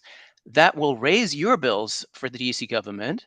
You get it seemingly paid for by the SCTF, but all you have is more revenues and more expensive. So on net, you have gained nothing. But the government then, because the alternative compliance payments go into the Renewable Energy Fund, normally supporting solar for all, but the mayor rated that one too, because she directs the money to go back into the general fund. There is entirely possible that you see electricity bills going up. Seemingly that's all covered for because of the SCTF money you get. But all it does is generate higher alternative compliance payments, which then are routed back into the general fund. So I'm asking, it's not even clear that you as a department, as a committee, will actually benefit at all net with this. Yeah, and what you said about SCTF money paying for alternative compliance payments, can you elaborate on that? This came up related to solar energy credits, but it'd be helpful to Yeah. So the why way it matters here. Yeah. So any provider of electricity, needs to have a certain fraction of their electricity come from renewable sources, and either they do that by purchasing credits that are available on the private market. So if you or your neighbors have a solar panel on their house, basically on the roof of their house, they generate credits with that, and they sell them to the utility, to the energy companies, and they then satisfy the law with that. But if they don't want to purchase those, or they can't because there isn't enough out of them, but also if they don't want to, they can say, well, I can't find these SRECs or WindRECs, and I'm just going to make an alternative compliance payment, $50, $500 per megawatt hour into some fund. That is the Renewable Energy Development Fund. Normally, the money that goes in there with these sort of alternative fees, alternative compliance payments, they go to Solar for All, but the mayor redirected them to go in the general fund. So if DGS tells its electricity providers, don't buy RECs, just make the alternative compliance payments, that would be a much more expensive way to comply with the law, but you get the SCTF to pay for it, but all it does is reroute the money effectively into the general fund. Got it. Okay. Okay. We don't know if that will happen, but it's a sure possibility. It's a possibility. And the reason I'm worried about that is because Ms. Reed greatly exaggerated the costs that the RPS would impart on the district governments. The only way that makes sense is if they actually intend to comply with ACPs only. That's my worry. Got it. It seems purely like a budget gimmick, something to find a way to pump a little more money into the general fund, and agree with Matthias. It doesn't seem like it has any real benefits for DGS or for, and it could have some other negative implications if DGS doesn't buy any more renewable energy credits, then there's less of a market for them, particularly for our local solar renewable energy credits. I'm just speculating here, but it could, soften the market for solar renewable energy credits and soften slow the addition of local solar to our local grid. Right. Yeah. Yeah. I mean, we certainly have our work cut out for us. I mean, obviously our intention is to reverse this and figure out it is, I think, a sort of budget gimmick in a way, and they had to find money based on, the CFO's requirements. And so now we'll be basically stuck in this position to do that. But it is my intent to restore and make sure that the Sustainable Energy Trust Fund is being used for its intended purposes here. But I appreciate the breakdown because it helps me sort of, I really was trying to get to the why they did this, and it still isn't clear. But I think actually the budget, having to make a budget way for the budget to work to go to the general fund is probably the better answer there. That seems like the likely reason. Yeah, it seems for it.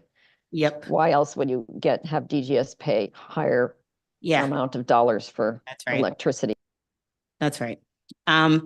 Neil, we've come a long way on the archives. A long way. I really appreciate your work and your service, and Bill, thank you as well. In February, several witnesses testified about concerns with proposals to use gas-powered boilers at archives in violation of the Greener Government Buildings Act. With the new announcement that they will no longer be using those, what was it? They will no longer be using the gas boilers, but instead using the, I guess, electric boilers. This is the only, I don't know if there's a term for it. Does that sort of cure the concern that was previously had? I think that it certainly is it passes the threshold is what I would say. Okay. So if I can, I don't have access to what their system is, and I don't know what because of the way that they haven't publicized this, I don't know exactly what they're doing, but what a heat recovery chiller is usually used for is when you have a very large building that you're both cooling and heating the building at the same time. Mm-hmm. And the reason that is probably being done on this building is because they have to dehumidify the air very aggressively to bring it to archival standards, and then you have to heat it back up. And I think at one point they were planning to use localized resistive heating, which again is like a light bulb or a space heater. And it's very inefficient. It's like the most inefficient heating, I think, on Earth. What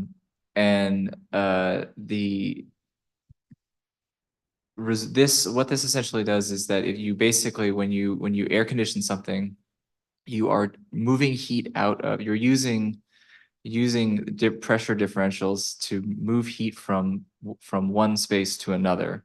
And what this does is it recaptures, like it says, it recovers the heat that was moved out of the dehumidified air and into the heating system. So then the electric boilers that are using this hydronic air handlers heating system would then be basically they have to do less work because they're reusing the heat that was taken out of the air in the first place. Now, that is what I would expect they're doing. I don't know if that's true, and I hope you ask them. Yeah. But again, that I think it's kind of like, it's unfortunate that's a pretty well-established system, and I don't know how the market has evolved on that and why for those kinds of systems and why that wasn't considered before. Yeah. I don't know how that would interact with an air source heat pump as other people proposed, or whether it is, we just don't know. And I think that's actually a really big problem with the compliance is they're asking us to trust them. And I do trust them, but then they're also proposing to take huge chunks out of the Greener Government Buildings Act. So right. I don't know how hard they're taking it, how seriously they're taking it, and what their internal calculus is. Yeah, absolutely. I know the archives project was on the National Capital Planning Commission agenda last night. Was there a vote taken last night, and how does this impact plans for the archives? Does anybody know? It was approved for final approval, and I think the last federal commission they have is Commission of Fine Arts, which is I think at the end of it's like 2 weeks from now, and then they'll have to go to permit. So as Bill said, if there's questions about timing, I think the dates that really we want to know is when they're going to bring the contract before the council, because the contract has increasing cost. Okay. Which isn't really a surprise to me, given the cost issues we've been having the past 4 years. But we need to know when are they going to make the contract, and when are they going to have substantial completion is the real date we really want to know, and that will be in the contract. And whatever the substantial completion date that is when that means when DGS when OPR can start to move in, and that's the date we want to know. Yeah, got it. Okay. The BSA includes changes to the exemption process. Have any of you had a chance to review those? The Green Building Council exemption process, and what are your thoughts? They look like enough holes to fill a Swiss cheese. It looks like a Swiss cheese of exemptions. A whole lot of different things, pretty vague, pretty broad, really problematic. Again, we at the Sierra Club recommend that you strike the entire section you, the council, because it's not just in this committee. Or no, Greener Government Buildings Act, that you strike it. BSA language, okay. Yeah, completely I think agree. Matthias said something, yeah. Yeah, Yeah. it's really, you know, if there are issues, there are processes for making changes that, you know, follow a normal deliberative process, hearings, review, etc. This is from the perspective of the CFO, there is no fiscal impact. There's of course a fiscal impact in the sense that Neil mentioned, but there's no need to connect this to the budget because it doesn't like save or increase anybody's dollars from the CSO perspective. But delaying building good buildings will have real costs, as Neil mentioned. So this is a no starter for this budget from our perspective. If I just may make one comment real quick on the greener, on the Arcus building, it is a problem that one doesn't really know what's actually proposed, and seeing them move is really good because it is a really important project. But it's hard to know that nobody actually knows what's truly proposed at this point. And council member, if you'd like me to talk more specifically about why we oppose the changes to the Greener Government Buildings Act, we have them in our testimony, but I'd be happy to review some of them right now if you'd like. Yeah, I was gonna ask, I know you mentioned a narrow and specific net zero requirement exemptions for affordable housing will be better than sort of the blanket exemption for all residential buildings over 10,000 square feet that the subtitle proposes. Can you talk more about which specific narrow exemptions might work better? Well, let me just say, first of all, that we believe that residents in affordable housing also deserve healthy buildings with clean indoor air and lower energy costs. And we don't see any reason why new construction for affordable housing shouldn't be all electric and energy efficient. Electric, all electric is generally more affordable in new construction than putting in gas. So there's certainly, so that's one whole chunk of buildings that we don't think should be exempted.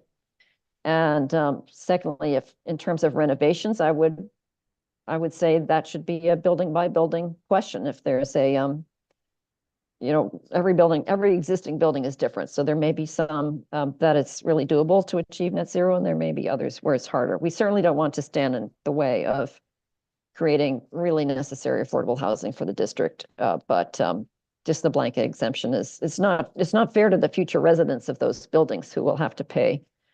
As you know, from Project Pipes, the gas utility costs are going to absolutely go through the roof if that project goes forward. Matthias may have some things to add here.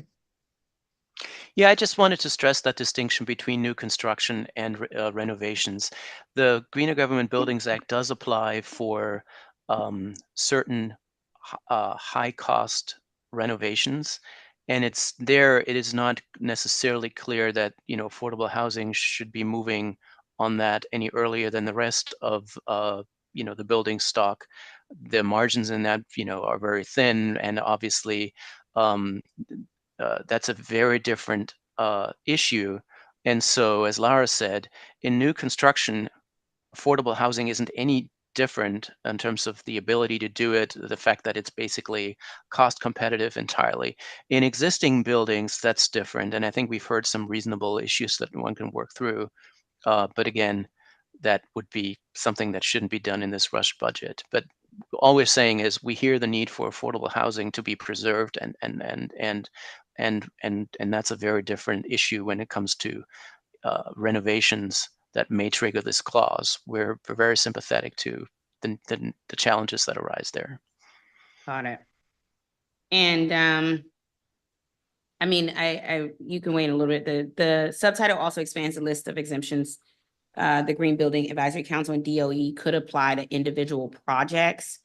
Can you talk about sort of the current exemptions and why the additional exemptions are unnecessary, and what type of projects could be newly eligible for exemptions under the proposed list? So that's really strange. This list is extraordinarily long. It now basically gives PEPCO a role to decide whether or not a building should be having to follow these standards. It says something like programmatic requirements. It says land use, but then it also says information or instructions from the utility or something like that. Presumably they're asking for things like, well, what if there's a transformer upgrade that's needed? But it should be noted that from Pepco itself, they have told us that this is something that would not fall on the cost of the developer. The developer would need to cover any costs basically from the line at the line of the property into the building if there's a wiring upgrade that's needed. But a transformer, if that would need to be strengthened, that would not fall on the individual developer, and is something that we'd eventually have to do anyways if we want our city to be resilient. And so it's not clear why Pepco should be able to have a say in this. And there are a whole bunch of other issues that I don't remember. But basically, the current exemption process is already extraordinarily broad, and so it's not clear that this is even needed, because basically, right now it already says that in extraordinary circumstances, if it is in the public interest, then there can be an exemption. So, I mean, this basically just opens up so many exemptions that it's not clear what's left. Yeah, I would agree. If you look at the list, it's like it might be hard to find a building that wouldn't be exempt, a project that would not be exempt under one of these conditions that they've put out here. And one of, some of them are just like a straw man, like space constraints of the property site. That will never be a constraint for a net zero building. The law does include the renewable energy requirement, but it can be fulfilled through power purchase agreements from offsite facilities. So. And it doesn't require geothermal, so this issue, we don't have space for geothermal. The law never requires geothermal. Put an air source heat pump on your roof. Every building has a roof. If you really have no land space adjacent to your building at all, of even a 3 meter length. So programmatic requirements, what does that mean? Does it mean, oh, this is a library, we can't do this in a library because the programmatic requirements of a library? Oh, this is a rec center, what the programmatic requirements of a rec center do not and allow archives. us. What does that even mean, programmatic requirements? Yeah. So it's just overly broad in that respect. Yeah. I think you could find an exemption for any building in this list, any building project, pretty much. I think also in terms of what it's very odd that there's sort of this idea that you need to have geothermal for projects. I don't really want to talk too much about policy, but there are a lot of things in terms of these costs that are substantial in terms of renovations, but particularly with new construction, you have a lot of flexibility and you have a lot of options for designing systems and designing the building envelope to achieve those. I think I'm very curious where they're getting this idea that every project needs geothermal, because there's also, we can look around the world now and we can look at other G7 countries that have very advanced economies and understand what kinds of mechanical systems and buildings they are producing. And I would say that, particularly, continental Europe is years and years ahead of us. And rather than pretend like we can't understand, we can't achieve what they've achieved in terms of passive house applications. The amount of mass timber adoption, which isn't energy, but it is carbon. How do we copy them? That to some degree there's no point in reinventing the wheel. I'll just say that. Okay.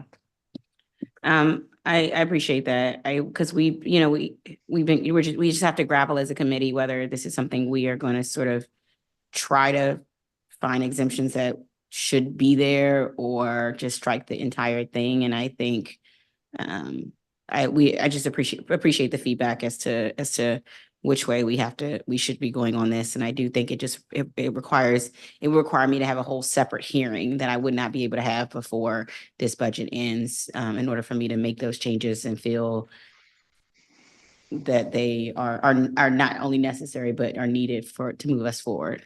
I think this is like one of the first budget hearings on the budget too, right? That's right. So yeah, you don't have enough time. I don't have time to, yeah, that's right. I appreciate it. Agreed. A full-scale hearing would be really beneficial. Right. To identify what the specific issues are and create whatever narrow exemptions are necessary, especially for affordable housing in existing buildings, for example. Correct. I want to ask Mr. Rice, you talked about, first of all, you talked about the timeline for this project's completion, wanting to ensure that the timeline for that completion July 4, 2026 is important for the semi-quincentennial of the Declaration of Independence. Semi. I'm not gonna repeat it, so I don't get it right. But also, I just want to know if you could speak about that, but also about the community engagement process and just the efforts that you and other advocates have been able to take to get us here. It really hasn't started, as far as I know. Your colleague, Councilmember Fruman, has begun to talk about it. And the first step would be to join the national effort. There is a commission set up by the federal government to, if I understand it correctly, coordinate all the state activities where every state and the District of Columbia, of course, is to set up its own commission to then work all together to celebrate the semi-quincentennial. I'm looking forward to working with the secretary and the state archivist to lead the way in this. And Friends of the DC Archives, the Archives Advisory Group, and everybody else to make this a focus of national and local attention. Yeah. What do you need from Director Hunter and DGS and sort of as we move forward to make sure that we stay on the timeline and that we are in the conversation even on the national level? Yes, and make sure you get the commitment from them to complete it by July 4th, long before July 4th. Got it. Up and running by July 4th. Up and running. 2026. Okay. Neil, how possible is that? I don't think they can get the building. What do you mean by, I don't think it could be available for researchers by that date. I think it could be open and maybe the museum could be installed. I think Yeah. it will take months to physically move the documents once they, so again, the date of substantial completion is really critical to what Bill is asking for. Yeah. And my opinion is it's, having the archival research facility available at that is gonna be tricky.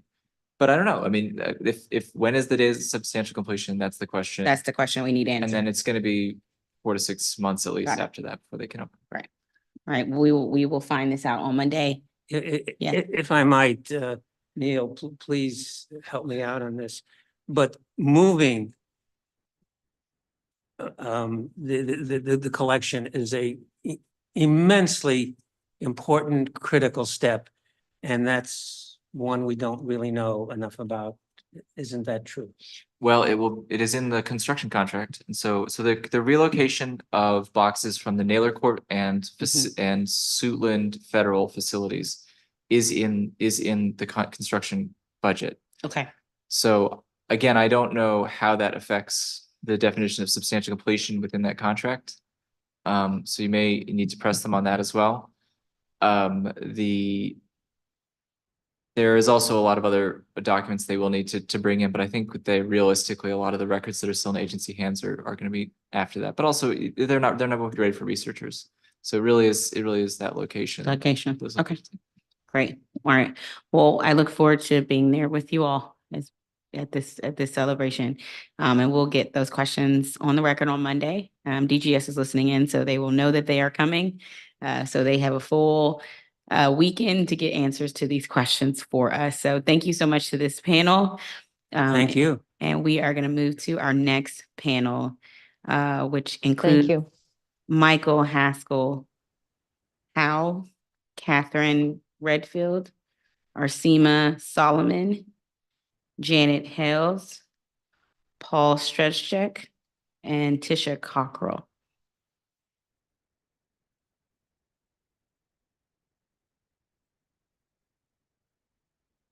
Which one?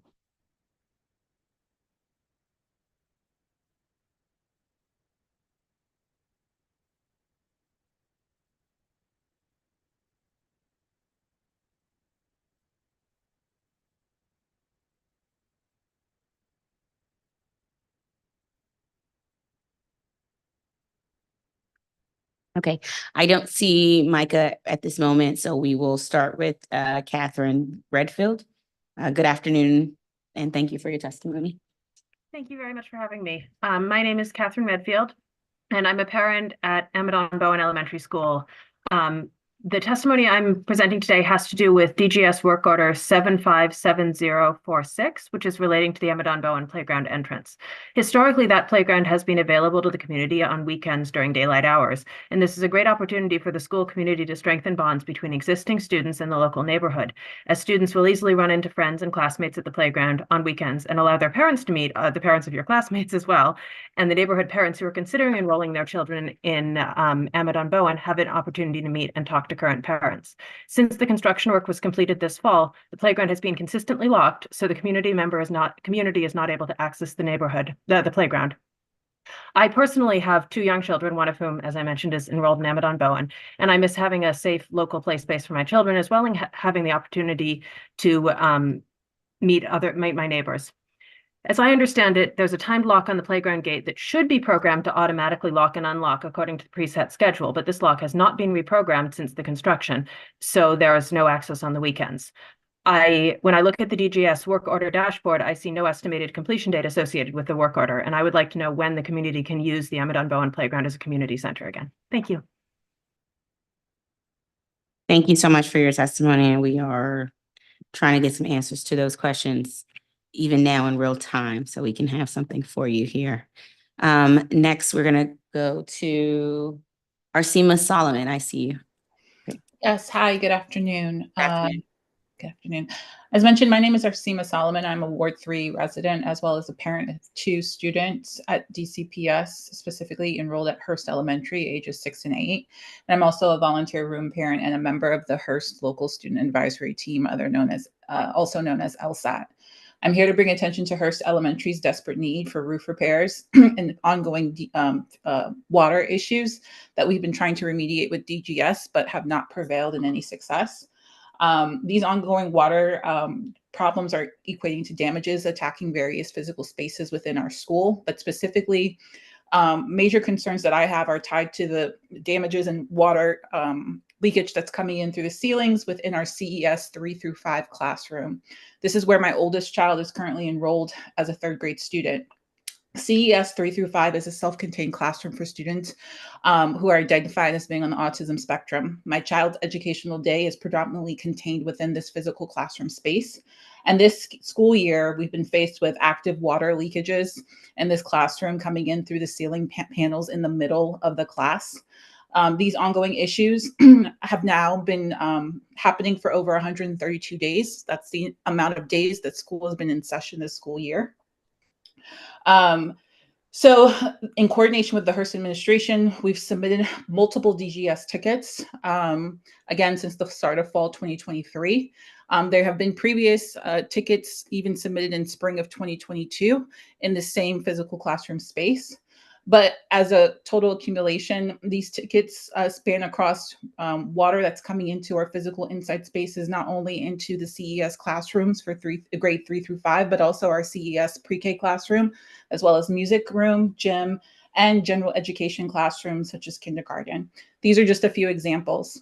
As we're thinking about budget considerations this year for DGS, specifically tied to allocations for facilities tied to DC Public Schools, I implore you not only to think about how we can continue to fund DGS in order to facilitate not only improvements, but also maintenance of our physical spaces, but also hold them accountable to not continue to extend and elongate repairs that are much needed that are, again, impacting even our most vulnerable students and not giving them equitable classroom spaces. As mentioned, my son currently in a CES classroom has been in the class since the start of school where there are temporary solutions that have been implemented, such as diverters that basically consist of long tubes that are collecting water that's coming from the ceiling and funneling into 2 big trash cans that are taking physical space within the classroom.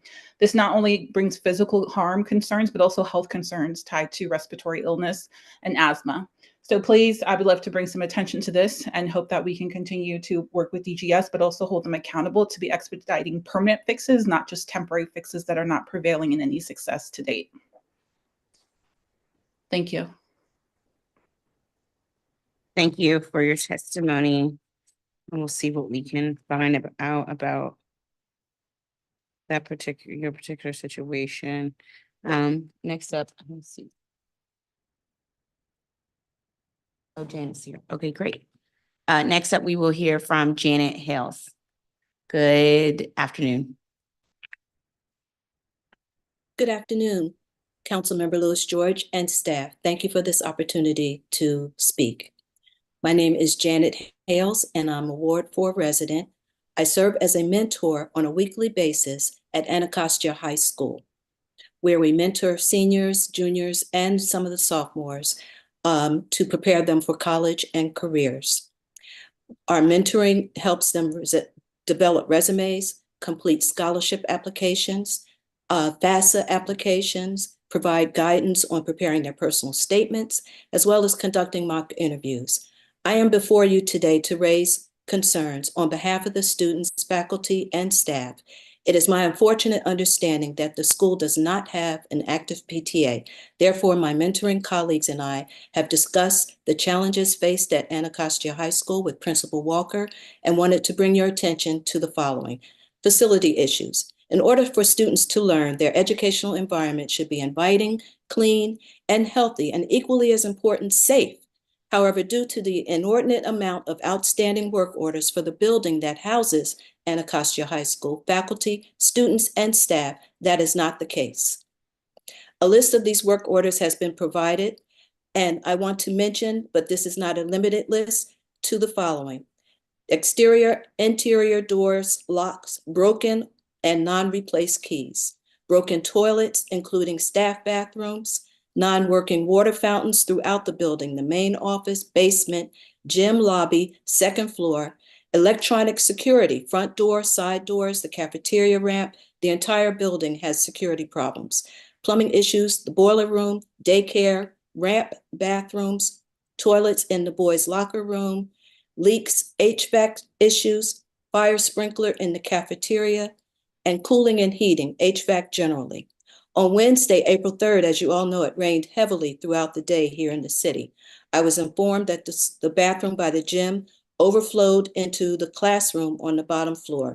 In addition, the toilet on the second floor overflowed and poured toilet water down into the lobby.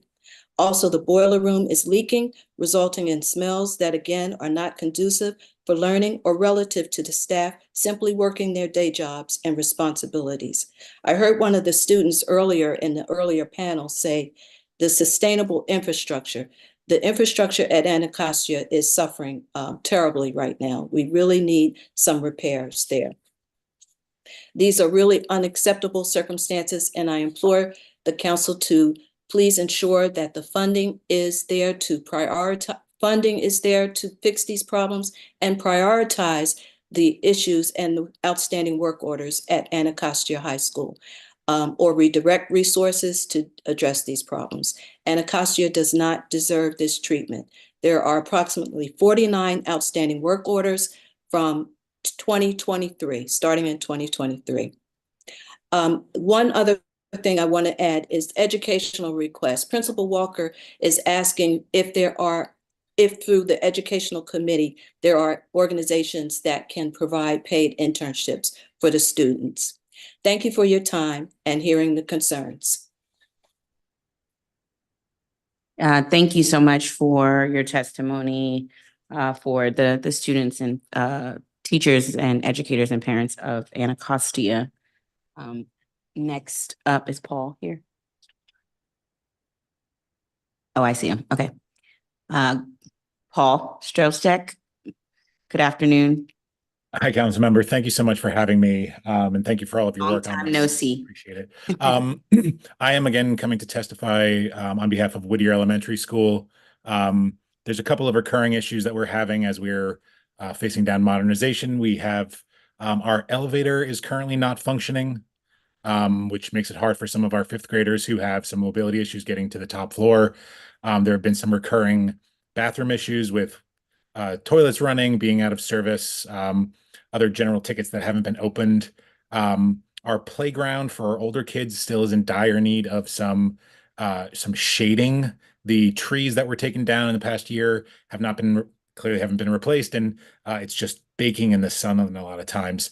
And then the last thing is the persistent HVAC issues that we have every year that happen when we are transitioning for the seasons to come over from heating to cooling will be coming up, and I'm wanting that just as a problem every year. So I'm hoping to address it before it becomes a problem.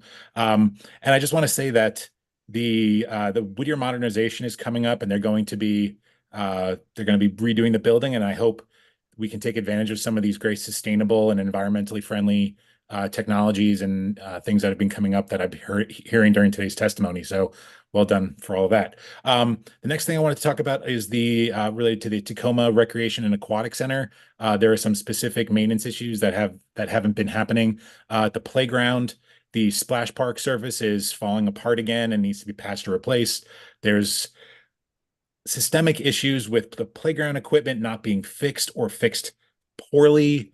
A lot of times things are replaced sort of without proper parts. So a gate latch was fixed with a 3-inch bolt that was just welded to the fence gate, which wasn't really safe or functional. A lot of things have been falling apart and either are fixed, without any real timeline, or fixed in sort of a half-hearted way. I don't know how to better describe that. And I think they could just use some more care with that. The aquatic center, there are still some issues related to the water temperature and some of the HVAC issues in the new fitness room that haven't yet been addressed by DGS that are kind of outstanding. In my last 30 seconds, I really wanted to point out what I've perceived, at least here, is somewhat of a lack of care in the way DGS handles some things.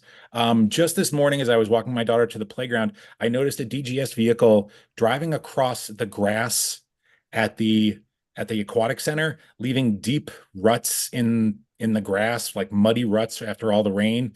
Cars will park sort of wherever they want on public sidewalks while they're doing great maintenance, but there's just a general lack of care when it comes to things like that. And so we're fixing things, but at the same time, some of the vehicles are destroying some of the other DC resources that we have, like the grass and the grounds where people should be able to be playing and recreating. And I'll submit some pictures of that in my testimony that I'll submit. So thank you so much for your time. Thank you, Janice and Will, for all of your hard work. Thank you. Thank you. Next, we will hear from Tisha Cockrell. Good afternoon, Council Member and Chair Janice Lewis George, and other council members and other witnesses here today.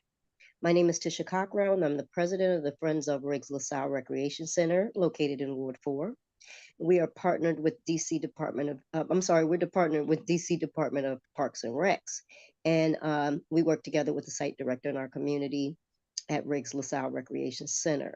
We are here today per our previous testimonies via the Committee of Facilities and Family Services, Performances and Budget hearings to continue our plea to receive funds and assistance with the site maintenance, repairs, and new items requests. As you know, Council Member, we've been trying to advocate for the a repair of our roof that has been in disarray and leaking since 2008. We did have funding allocated from Mayor Bowser in regards to repair of that roof, but we have not received that money. And per our last, or the money had not been allocated to Riggs LaSalle Recreation Center. And per our last testimony, it was found that it was allocated to another recreation center. So I'm here today to make sure that we receive that funding to repair our roofing, also for a newly environmentally friendly turf field, which replaces the current field, which has been deemed unsafe, as we now have new environmentally friendly materials for fields. We would like a walking track for seniors for that field as well. We also would like to discuss a lot of maintenance issues. I have submitted testimony, but I also submitted pictures before from our DPR hearing in regards to locks. Like there's so many locks missing on doors on the Nicholson Street side, the front door, the side door, even the door facing Riggs Road. What they thought were lighting, that's another issue, I guess, but what they thought was lighting was actually drains for water. So that being said, there's several maintenance issues. We have tickets issues that are open, addressing field lighting, outdoor fitness equipment. The outdoor splash park has been an ongoing of issues such as water pressure, and it's been out of service. Of course, we're also requesting shade for the new playground. There's indoor issues in terms of the HVAC system. I think still needs some either repair or replacement. There's been requests to paint the building's interior. It's probably been several years since there's been painting. There's also one pool table they're using that's in terrible peril. We had been promised new pool tables and ping pong tables and the like, and we have not received such. So, I mean, we're thankful for some of the assistance we've been giving thus far, but there's far more to go, and we would love our recreation center to be brought up to speed and more modernized like other recreation centers in the city. So that is pretty much my testimony. I'm open for further questions. Thank you for your time. Thank you. Thank you to this panel. I have a few questions. Ms. Redfield, thank you for your time in referencing specific work orders for DGS.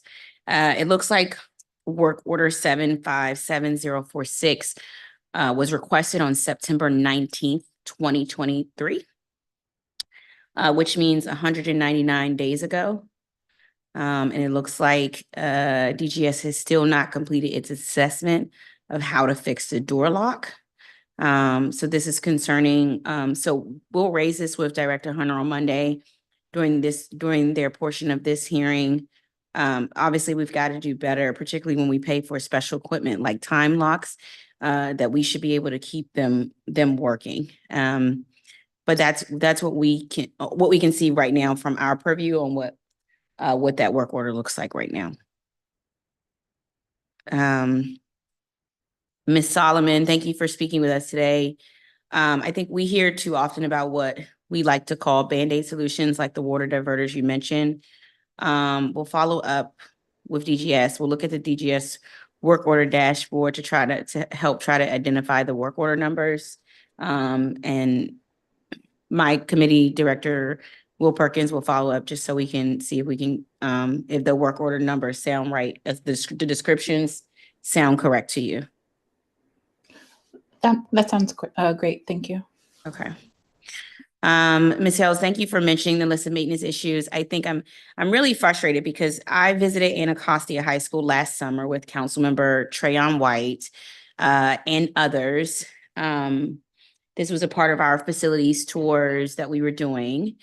And as we were in the, what do you call it? The purview, the front of the school, the security alarms were going off. We went down to the system that they use. We saw the water leakage and overflowing, the gray water system that they utilize.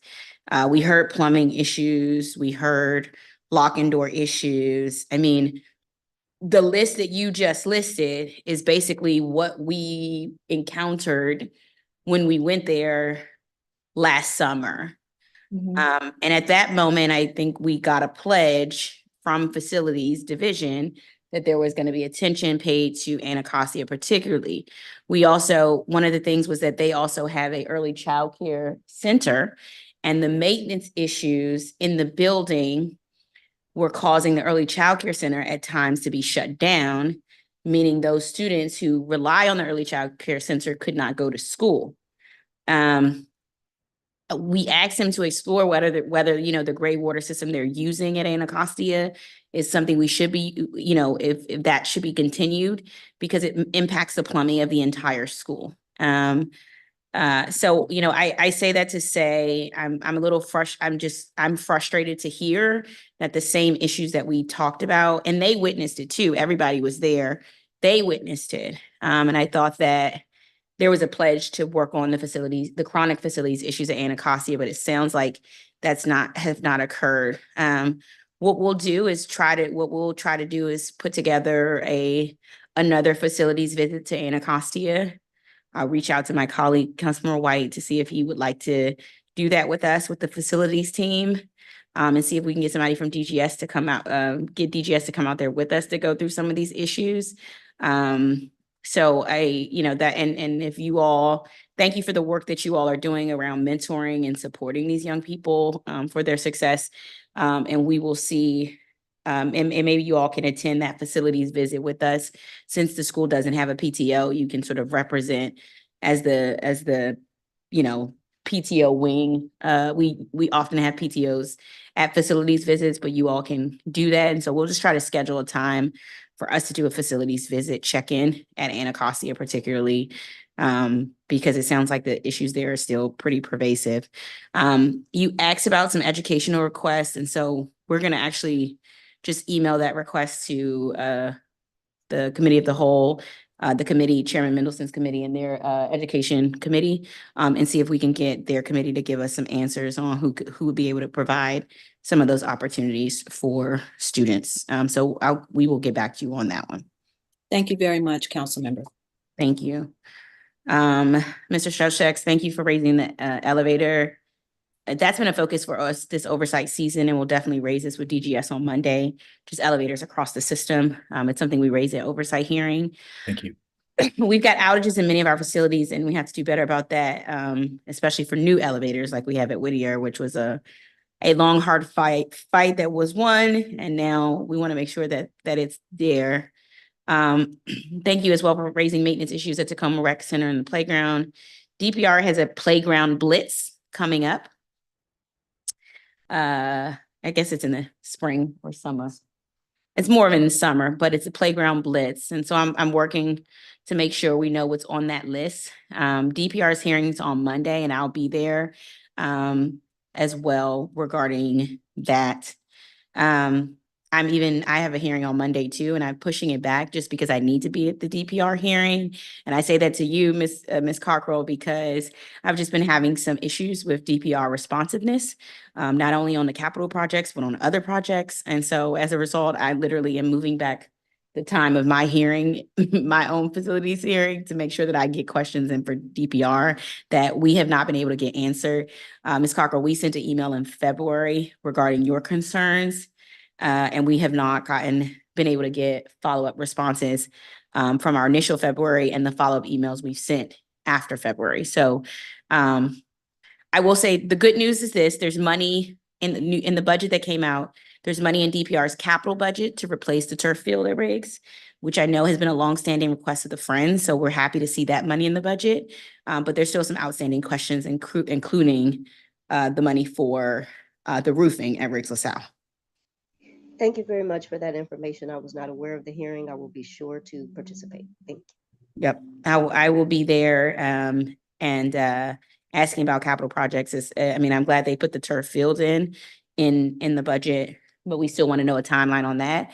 And we want to make sure, we put money in that's stated for Riggs LaSalle, just like the roof, and then it got moved. So we also have to do some work to make sure it's secure and it's earmarked so that it actually makes it to Riggs LaSalle. So I will see you on Monday in regards to that as well. Thanks again. Thank you. Thank you to this entire panel. We will now move to Paula Edwards, Commissioner ANC for A01, Valerie Jablow, Public Witness, Trupti Patel, Vice Chair, ANC 2A03, Monty Edwards, Chair of the Eastern Market Community Advisory Committee, Capital Improvement Subcommittee, and Chuck Berger, Member, Eastern Market Community Advisory Committee.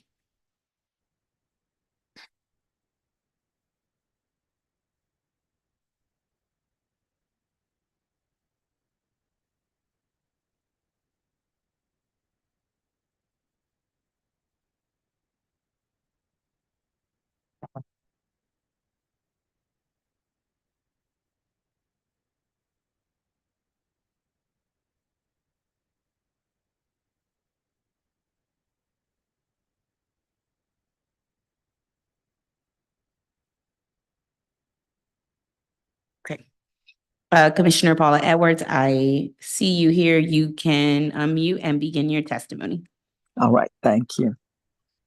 Hello, Chair Lewis George. Thank you for the opportunity to testify today. I'm Paula Edwards, ANC Commissioner for A401. My testimony here is my own and does not represent the 4A Commission. As an ANC Commissioner, I've seen some of the most frequent complaints related to Shepherd Elementary Playground and Field, Tacoma Rec Center, Whittier Elementary, and school maintenance. In the past, these repairs have often been outstanding for extended periods of time. Recently, it appears that some repairs have been made in a more timely manner.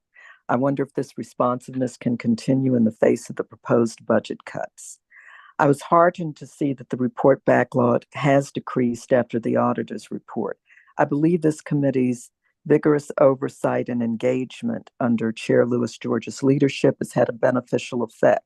Empowering school principals to sign off on work orders before they are closed is also a significant improvement. I would like to note that the U.S. General Services Administration has recently begun reevaluating the leases in view of the post-pandemic office space changes arising from telework. I think a similar assessment by DGS might identify excess capacity and result in savings for the DC government. I know there's been talk of having the National Park Service transfer responsibility for the maintenance of its assets located in DC to DPW and DGS. This will require more, not less funding for both agencies. If this proposal is realized, I trust that the MOU between NPS and DC will include a transfer not only of the maintenance, but of the federal budget that funds the maintenance of these assets. Finally, I would like to urge transparency and good accounting practices in tracking revenues from third-party rentals of DC-owned buildings. Expenses arising from repairs and downtime, warranties, asset disposal, and service costs. Decision makers require accurate data to make accurate decisions. I'd like to call attention to the testimony of Ms. Valerie Jablow, which will occur after mine, about her efforts to document whether charter schools and other entities are paying fair market value for their use of DC property. She will testify as to the problems she has seen in the accounting for these payments. If her research is correct, these under-the-table subsidies of third parties not only cheat DC taxpayers of tens of millions of dollars in revenues that could offset budget cuts in a tight budget year, but they distort costs and cause decision makers to underestimate costs and make poor decisions. A few years ago, a neighbor and I were able to document that a local nonprofit was using the Shepherd Elementary School for privately paid after-school programs without paying rent. The result was that the additional expense attributable to the nonprofit was added to the school's expense line. Thus, the school's costs were overstated, and the students suffered the budget consequences until the situation was cured. I cannot emphasize enough that revenues and expenses have to be accurately disclosed in order for decision makers to create effective programs and for oversight to function correctly. As a CPA, I know the difficult choices that the council and the mayor must make to balance the budget. I sincerely hope that the chancellor, the council, and the mayor realize that this is a matter not only of providing more resources, but of effectively leveraging those resources we have. Only by utilizing the best data, best practices, and best personnel can we provide our students with the excellent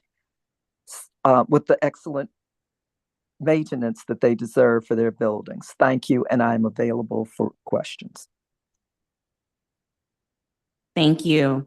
Next, we will hear from Ms. Valerie Jablow. Thank you. I am Valerie Jablow, a DC education analyst. I ask that you investigate via the DC auditor the fiscal losses of DC taxpayers are bearing through DGS leasing of former DCPS schools to private charter school entities. I also ask that you ensure per pupil charter facilities allocations amounting to nearly $200 million annually be accounted for completely. I ask this because I calculated that DC loses at least $10 million annually through DGS in uncollected charter sublet proceeds due DC, uncollected charter rents, untracked charter renovation credits, and abnormally low rents for buildings leased to charters. I also ask this because the recently released adequacy study made clear that annual per pupil facilities allocations to charters are about $20 million more than reported building costs. Taken together, this means DC taxpayers are gifting DC charter entities at least $30 million annually around facilities with no understanding or guarantee of that investment. I calculated that $10 million annual loss by way of 2 DGS FOIA productions. The first, from March 19th, showed that of 12 former DCPS school buildings leased to charters, DGS collected rent from only half of the leaseholders between 2021 and 2024. That FOIA production also showed that for former DCPS schools that DGS has granted leases for $0 rent in exchange for modernization and renovation credits, DGS does not know what work was completed or costs incurred. That March FOIA production also showed that DGS has no record of sublet proceeds, a portion of which is often specified to be paid to DC. In addition, rent payments collected levels well below $4 a square foot. Unexpectedly, just 48 hours ago, I received from DGS a, quote, revised record to satisfy the FOIA case, unquote. It showed that 3 of the schools at the March FOIA listed with uncollected rent actually pay $0 rent, despite not being listed as such on DGS's recent response to the council with such buildings. The April FOIA production also listed payments for 2 schools previously listed with uncollected rent and had slightly different amounts of rent and number and dates of payments for several schools that were listed as paying rent on the March FOIA production. To be clear, this is only for the last 3 years. But in 2017, the DCIG found that 2 charters never paid rent owed to DC. In addition, a FOIA request I recently made of DGS and the CFO for a 5-year period of rent payments at just 1 charter school starting in 2009 turned up no records. Thus, it is likely that the millions due DC taxpayers for leased former DCPS schools is not limited to the last 3 years. Such public losses are not a matter of paperwork, but a long-standing structural problem around DGS's stewardship of the 31 former DCPS schools leased to charters. In my written testimony, I outlined how I arrived at that $10 million annual loss. To be sure, some may regard that and the annual $20 million in charter per pupil funds in excess of building costs as money going to our kids anyway, because it goes to the private charter entities educating them. But no one in DC government actually knows that.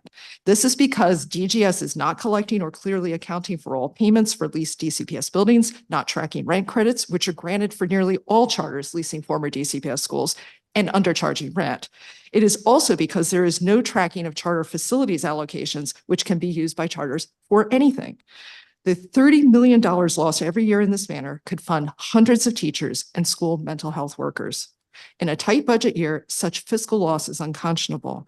Thus, I ask you to investigate through the DC auditor the fiscal losses in DGS leasing of former DCPS schools to charters and to demand a full accounting of annual charter facilities allocations. Thank you.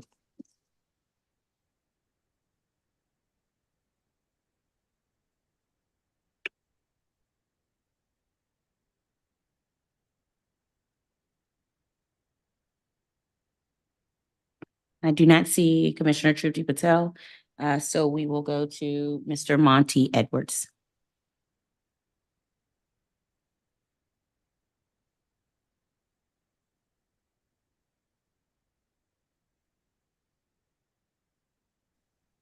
There you go. Thank you. Thank you very much and good afternoon, Council Member Louis George. I am the chair of the Capital Improvement Subcommittee of the Eastern Market Community Advisory Committee, MCAC. MCAC is designated by statute as the advisory committee for matters concerning capital improvements at Eastern Market. MCAC is mindful that DC is projected to experience a significant drop in revenues from commercial and real estate taxes. Therefore, MCAC will address only the needs that are the most critical to the continued operation of the market. Replacement of the chilled and hot water piping needs to be the major focus of the budget. Due to lack of water treatment, the chill water and hot water piping has corroded, causing leaks and rendering the controllers inoperable. This means that the air conditioning and heating are now controlled manually by the market manager rather than with the recently installed sophisticated building management system. The result is inefficient operation. and increased utility expenses. It's similar to operating your home without a thermostat. You go outside and turn on the air conditioner when you need cooling, and you go downstairs and turn on the furnace when you need heat. And hopefully you remember to turn them off when comfort conditions are achieved. There are leaks in the eastern market piping, and as the corrosion continues, the leaks will increase.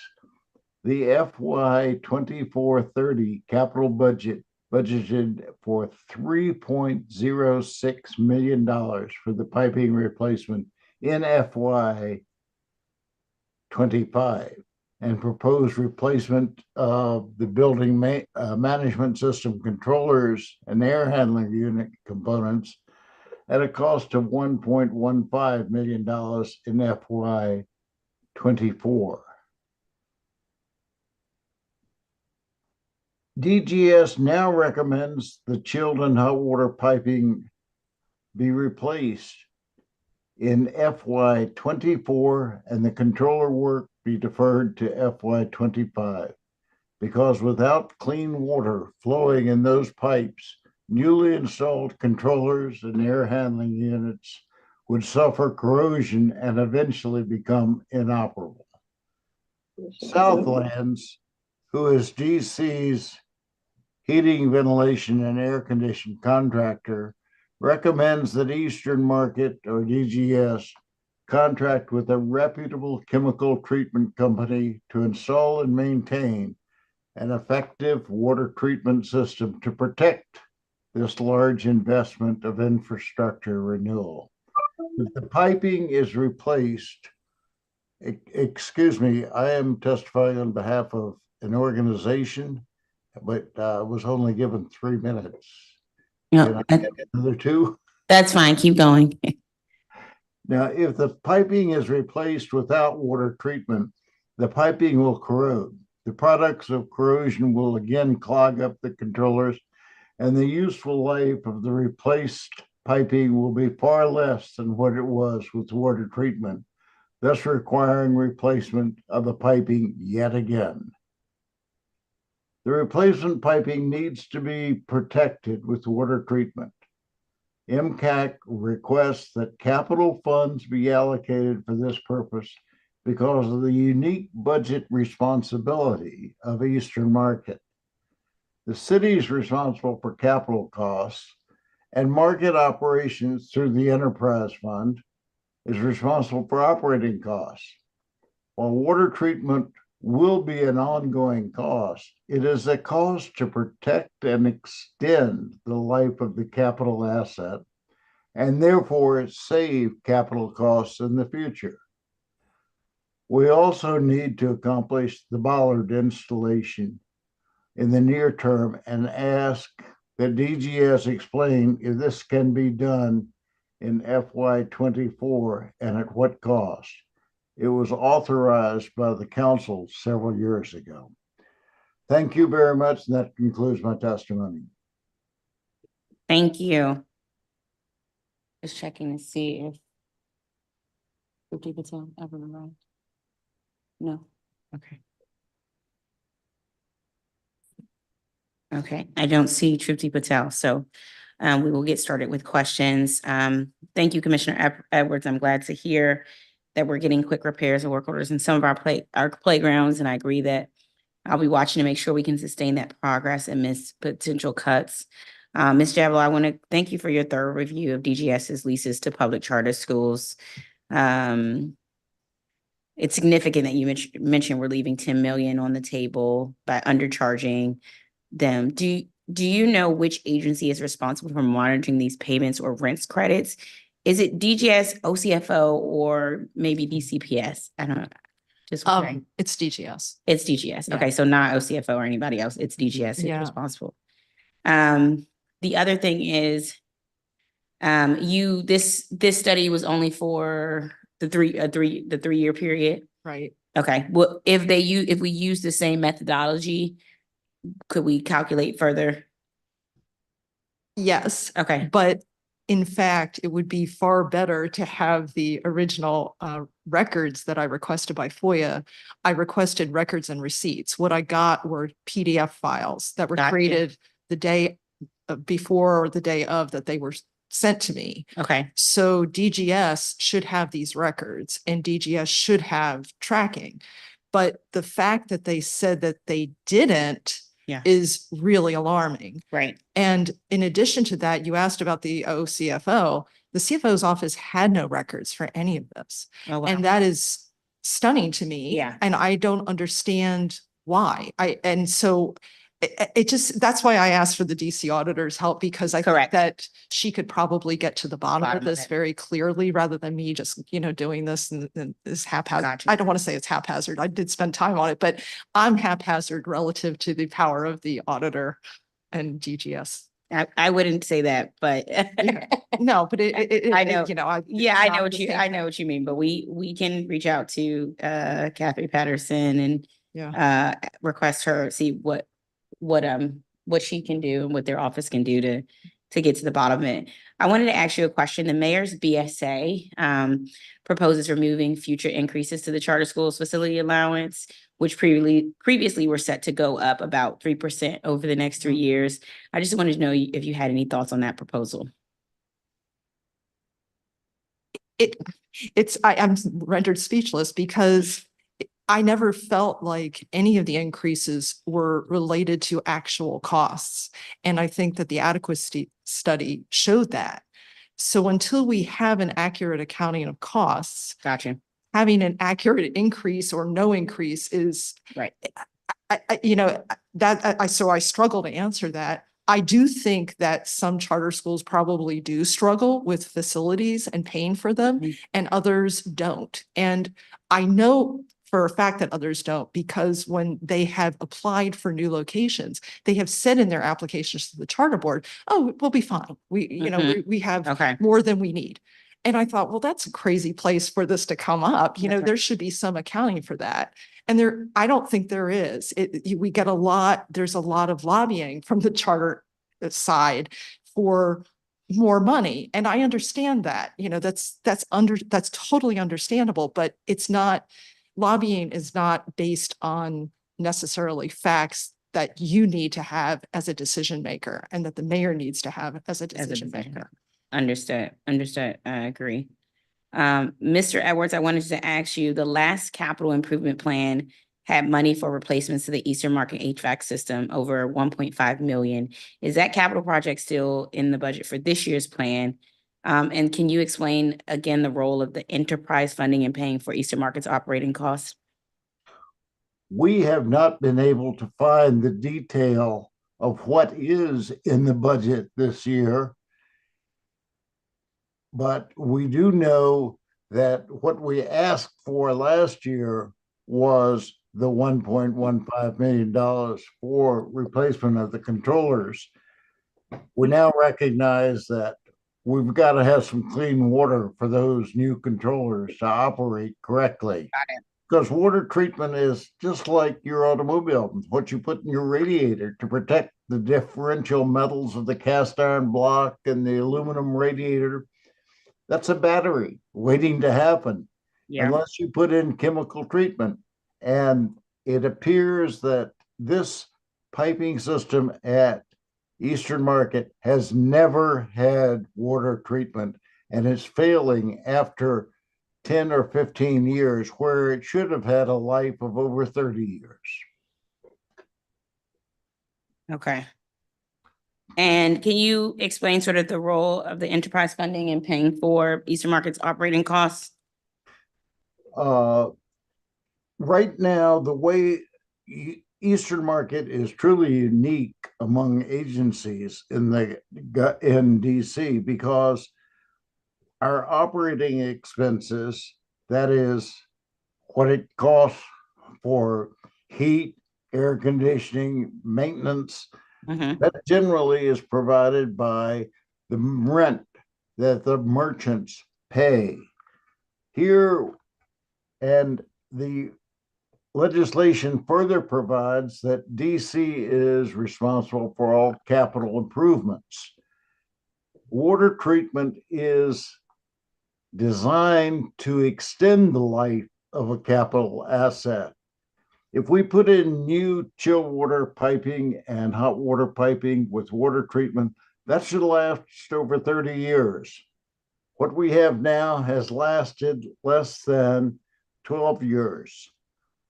The water treatment is insurance and protection that extends the life of a capital asset and prevents having to replace it prematurely. Okay. Understood. Thank you. That's helpful. Ms. Edwards, I see your hand raised, so I wanted to make sure I recognized you as well. I just want to reiterate what Ms. Jablow says. When things are processed this way, when they're done under the table this way, you don't have a true accounting. You don't really know what's going on. So you can't make good decisions. And when charter schools get these savings, those savings go to their endowments. They may spend additional on students, but when you look at their Forms 990, a lot of it goes to their bottom line, goes to their endowment. It's privatized. So we're socializing risk and privatizing gain. And we really need to look at the way this is done. If it's done transparently above board, that's fine. But if you're trying to sneak it in here and then misunderstandings about cost and about the way costs are allocated or made. So I really say if you're going to do it, then do it straightforwardly. Thank you. Got it. Understood. All right. Well, thank you to this panel. I will be following up not only with DGS, but with the auditor's office and seeing what we can make happen with money that we're leaving on the table. Obviously, charter schools serve district students and we want to make sure our students are well, but I think this is a different question of truly accounting and having this information is necessary. It's negligent for us to be operating in the way that we're operating right now, for sure. So thank you so much. All right. All right, thank you to all of our witnesses today. As a reminder for the public related to this hearing, if you'd like to submit written testimony for the record, please do so by 5 p.m. on Friday, April 12th by uploading it to the council's hearing management system. We will have government witness portion of the DGS fiscal year 2025 budget hearing on Monday, April 8th. So this concludes this portion of today's budget oversight hearing. The time is now 2:44 p.m. and this hearing is now adjourned.